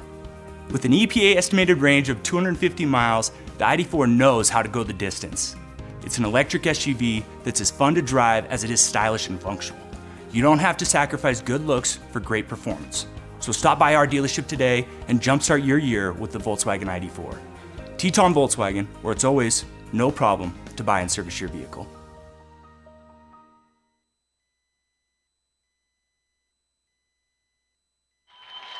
And we are back here inside the Kiwi Dome, crowning your state champion in the 4A in the 2021 Milk Bowl. Congratulations to the Skyline Grizzlies. They are your 4A state football champion. And what an awesome ball game we had. I mean, it was a defensive battle in the second half. Neither team scored in the second half. You start out with like game bucksters, like I said. I thought it was going to be a track meet. We're going to see if we can get to 50. And then all of a sudden somebody hit the e-brake, and everybody started playing a lot of defense, and it's turning into a heck of a struggle as we have the two teams. And again, it's kind of that two emotions. You have the red trophy group that's, it's still proud. A lot of good things that happen, but it's not a blue trophy, and you're not really celebrating here at the end. And Skyline gets to put on the back of their sweatshirts not just state champs, but back-to-back state champs. You got the repeat. And you mentioned defense, right? The defensive battle. That's going to say a lot about our IdahoSports.com player of the game. It's going to come from the defensive side of the ball. And Ian Galbraith, interception, fumble recovery, forced fumble, was in on I don't know how many tackles, but he was all over the field, coming up out of the secondary and just having a heck of a ball game. And he is our IdahoSports.com player of the game. Congratulations to the Skyline Grizzlies on their state championship, their second in a row. I got some stats for you to kind of wrap things up before we put a bow on this one. So passing in this one, Hackey was 10 of 19 for 105 yards, 2 touchdowns, very efficient. But however, Sadiq didn't even have a single reception in the second half. 7 receptions, 87 yards, 2 touchdowns, big ones in the first half. Silverio quietly had a whale of a ball game, 19 carries, 104 yards, no touchdowns, but just absolutely milked the clock when he needed to in the second half. And then Galbraith, he finished with negative yards rushing because of that snap over the head, but who cares? I mean, you're a state champion. So the Skyline Grizzlies, did what they needed to do on offense. For the Sandpoint Bulldogs, Parker Pettit was 12 of 20 for 108 yards with an interception. Really controlled him in the ball game. Really wasn't a terrible, huge factor. Garrett Cox was 15 carries, 99 yards, and a touchdown. He did have 2 receptions for 8 yards, so put him over a total 100 yards in the ball game. So a great game for Garrett Cox, the senior, as he goes out trying to do as much as he can. Pettit rushing was right around, he had 28 yards rushing on 30 carries, or no, sorry, not 30 carries. A crazy game on 13 carries. And then Max Frank coming in for his 4 big receptions. I mean, he only had like 29 yards receiving, but we talked about it. Anything you could get on offense, is kind of an unsung hero, coming in with an ankle injury, getting what he could do. So hats off to the sophomore. This Sandpoint team's going to be back. Yeah, it's going to be interesting to see how they both teams mature. We could easily be seeing a rematch. It's going to be a rematch. I'm calling it right now. Early on, I'm calling a rematch. Already got his 22 bracket filled out. It's possible, man. This Sandpoint team is good. They're reloading because they got guys coming back. Skyline's got a lot of dudes coming back too. And Coach Knowles, out of respect, kept his guys on the field to watch the handing out of the blue trophy and the banner. And a lot of times that can really propel a team to get in the weight room tomorrow to get ready for 22. Speaking of tomorrow, you've got the 1A D2 championship. It is dessert of the championship weekend. You've got Kendrick taking on Carey. Should be a heck of a ball game. Oh, yeah. That's who I had circled from the very beginning. Kendrick from up north. They have quite a few weapons. They're young, too. Oh, they are super young. Their quarterback, Kep, is somebody who... He's a dude. Last week, felt like yesterday, had a big breakaway. They were up on the clock and slid so that way he could use up even more time on a breakaway runaway touchdown. Heady play, yeah. Yeah, so Coach Hobart's team versus Coach Kirkland's team, somebody who, just like Skyline, I mean, he gave us a list of his championships, and it's just second, first, second. And so just an awesome game tomorrow coming up. So your Skyline Grizzlies are your 2021 4A state champions, defeating the Sandpoint Bulldogs 20-6 taking home the trophy once again this year. Next year, they're going to go for the three-peat. We could be seeing it back here. Actually, it's going to be on the road if it's going to be anywhere next year. Yeah, because snap of my the fingers, rotation. darn it. Yeah. I want them all right here. The 5A game could be here next year. That's right. You could see Coeur d'Alene. Maybe Post Falls has something to say about it.